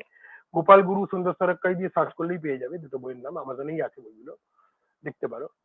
এখানে দলিত এপিস্টেমোলজি নিয়ে অনেকটা আলোচনা করা হয়েছে। যদিও আমি যেভাবে ভাবছি সেভাবে আলোচনা করা নেই, মানে ফেনোমেনোলজিক্যাল জায়গা থেকে মূলত আলোচনা করা হয়েছে। আমার থিঙ্কিংটা একটু পোস্ট ফেনোমেনোলজিক্যাল, যেটা ফেনোমেনোলজি যেটাকে অ্যাড্রেস করতে পারছে না, মানে ফেনোমেনোলজির মধ্যে থেকে এক ধরনের ভয়েডের কথা ভাবছি আমি। আচ্ছা, নবনীতা, হ্যাঁ নবনীতা কি প্রশ্ন করেছো? সম্রাট দা, হাইডেগারের বিল্ডিং, ডুয়েলিং এন্ড থিঙ্কিং এর ধারণা উচ্চ বর্ণের ও নিম্ন বর্ণের মানুষের ক্ষেত্রে কিভাবে আলাদাভাবে প্রতিহত হচ্ছে, সেটা যদি সাহিত্য থেকে উদাহরণ টেনে একটু বুঝিয়ে দেন খুব ভালো হয়। হ্যাঁ, এটা ভালো প্রশ্ন। আচ্ছা, এইটা আমি বলি যে প্রথমত হচ্ছে যে একজন থিঙ্কারকে যখন আমরা পড়বো তার মধ্যে কিছু সুপ্ত সম্ভাবনা থাকে। সুপ্ত সম্ভাবনা মানে হাইডেগার একদিকে যেমন হোম আর বিং এর মধ্যে একটা সম্পর্কের কথা বলেছেন, এবং হাইডেগারের যে হোম কামিং এর ধারণা বা হোমিং এর ধারণা, ক্রিয়েশন অফ হোম, বিল্ডিং এর ধারণা, সেটা যদি আমরা দেখি শুধু এই লেখাটা না, আরো অনেক লেখা জুড়ে যেটা বারবার চলে আসছে, হাইডেগারের যে মেটাফিজিক্স, সেখানে দেখবো যে বিং তার হোমকে খুঁজে চলেছে, খুঁজে চলার মধ্যে দিয়ে হোমকে নির্মাণ করছে। সে পিছন দিকে তাকাচ্ছে, তাকিয়ে আমার হোম কি ছিল সেটা ভাবতে গিয়ে আমার হোমটা আসলে কি সেটাকে নির্মাণ করছে, এবং সেটা নির্মাণ করতে গিয়ে সে নিজের আইডেন্টিটিকেও তৈরি করছে। এটা রয়েছে। কিন্তু এক ধরনের হাইডেগার এটাও বলছে যে সেই হোমটাকে আমরা পুরোপুরি কোনোদিন খুঁজে পাবো না। যতবার হোমটাকে খুঁজতে যাবো আমরা দেখবো হোমটা আসলে নেই। এই না থাকার কথাটাও কিন্তু হাইডেগার একই সঙ্গে বলছে। তাই জন্য এটা এক ধরনের কি বলবো, পোটেনশিয়ালিটি শব্দটা পরে হাইডেগার থেকে নিয়ে আগামবেনও ব্যবহার করেছেন। পোটেনশিয়ালিটি টু বি, তাহলে বিল্ডিংটা is also potentiality to be, যে বিটা আসলে পুরোটা নেই। তাই জন্য এই না থাকার মধ্যে দিয়ে যে আত্মনির্মাণ তৈরি হচ্ছে। যেমন আমরা এই যে গল্পটা আমি এক্ষুনি বললাম বাস্তবভূমি, সেখানে একটা লোক যার নাম অঘোর ঘরামি, সে ঘর খুঁজছে, ছাদ খুঁজছে, এবং তার শেষে গিয়ে তার ঠাঁই হচ্ছে শ্মশানে। কিন্তু শ্মশানে গিয়ে সে থেমে থাকছে না। শ্মশানে গিয়ে ওই যে মিলন হচ্ছে তার সেই মেয়েটির সাথে, সেই হচ্ছে প্রবল সংকটের মুখে সে যে জড়িয়ে ধরেছে তাকে শীতে, তাকে উত্তাপ দেবে বলে, এবং সেই মুহূর্তে তাদের যে মিলন হচ্ছে, এই মিলনটা ওই ট্রেডিশনাল রোম্যান্সের মতো নয়, একটা ভয়ঙ্কর পরিস্থিতিতে তাদের মিলন হচ্ছে। এটা বোধহয় একটা নতুন জীবনের দিক আমাদের দিকে খুঁজে, এটার জন্য একটা হোম মেকিং চলছে, যে হোমটা নেই। হাইডেগারের রচনার নিয়ে একজন ইম্পর্টেন্ট ফিলোসফার যে কাজ করেছেন ডেভিড ফ্যারেল লেখা আছে আনক্যানি নিয়ে। আমরা ফ্রয়েডের আনক্যানির কথা জানি, যেখানে আনক্যানি মানে হচ্ছে আনহোমলি, কিন্তু আনহোমলির সঙ্গে হোমলির একটা সম্পর্ক রয়েছে। এখানে কিন্তু হাইডেগারও কিন্তু আনহোমলেক এই শব্দটা ব্যবহার করেছেন। আনহোমলেক নিয়ে হাইডেগারের লেখা আছে। সেখানে হাইডেগার দেখাচ্ছেন রুইন্সের সাথে, ধ্বংসস্তূপের সাথে হোমের একটা সম্পর্ক রয়েছে। আমরা যতবার ঘর খুঁজি আমরা একটা ধ্বংসস্তূপের সম্মুখীন হই, এবং ধ্বংসস্তূপের সম্মুখীন হই বলেই আমরা ঘর তৈরি করার চেষ্টা করি। তাহলে এই পসিবিলিটিটা কিন্তু হাইডেগারের মধ্যে রয়েছে। হাইডেগার গ্রাউন্ডিং এর কথা বলছেন, গ্রাউন্ডের সঙ্গে বিং এর যোগের কথা বলছেন। আবার এই ফেনোমেনোলজি তৈরি করতে গিয়ে ফেনোমেনোলজিটা যে ইনকমপ্লিট সেটার একটা সম্ভাবনাও রয়েছে। যেমন হাইডেগারকে দেরিদা একরকম ভাবে রিড করেছেন, তো আমিও চেষ্টা করছি আরেক রকম ভাবে রিড করা, যে হাইডেগারের মধ্যেই পসিবিলিটি গুলো ছিল। মানে হাইডেগার না থাকলে দেরিদা বলছেন আমি থাকতাম না, মানে হাইডেগারের চিন্তা থেকেই দেরিদা তৈরি করছেন চিন্তাকে। তো আমিও হাইডেগারের চিন্তাকে একরকম ভাবে তুলে নিয়ে আসছি, যেখানে দেখানো যেতে পারে যে হাইডেগারের ওই যে বিং এর যে নির্মাণ, এবং কেন হাইডেগারের বিং কিন্তু বিং টুয়ার্ডস ডেথ, মানে বারবার কিন্তু বিং কিন্তু তার মৃত্যুর সম্মুখীন হচ্ছে নিজেকে খুঁজতে গিয়ে, এবং সে মৃত্যুকে অতিক্রম করবে বলেই সে বিল্ড করছে, সে চিন্তা করছে এবং চিন্তার মাধ্যমে সে বিল্ডিং করছে। সেটাই কিন্তু বিল্ডিং, ডুয়েলিং, থিঙ্কিং এর প্রসেস, এবং তার আত্মনির্মাণ করছে। কিন্তু এইটা ইনকমপ্লিট একটা প্রসেস, সেটার হিন্ট কিন্তু হাইডেগারের লেখায় খুব স্পষ্ট ভাবে রয়েছে। এবং ইনকমপ্লিট বলেই কিন্তু আমরা চেষ্টা করবো, আমরা থেমে যাব না, আমরা ভাববো না যে এটা এমনি এমনি হয়ে যাবে, ডেভেলপমেন্ট হয়ে যাবে। আমাদেরকে ভাবতে হবে যে বিচ্যুতির কথা, ধ্বংসের কথা যদি না ভাবি তাহলে সৃষ্টির কথা আমরা ভাবতে পারবো না। শুধু সৃষ্টির কথা ভাবলে হবে না। এটাই দলিত এপিস্টেমোলজির কন্ট্রিবিউশন আমার মনে হয়।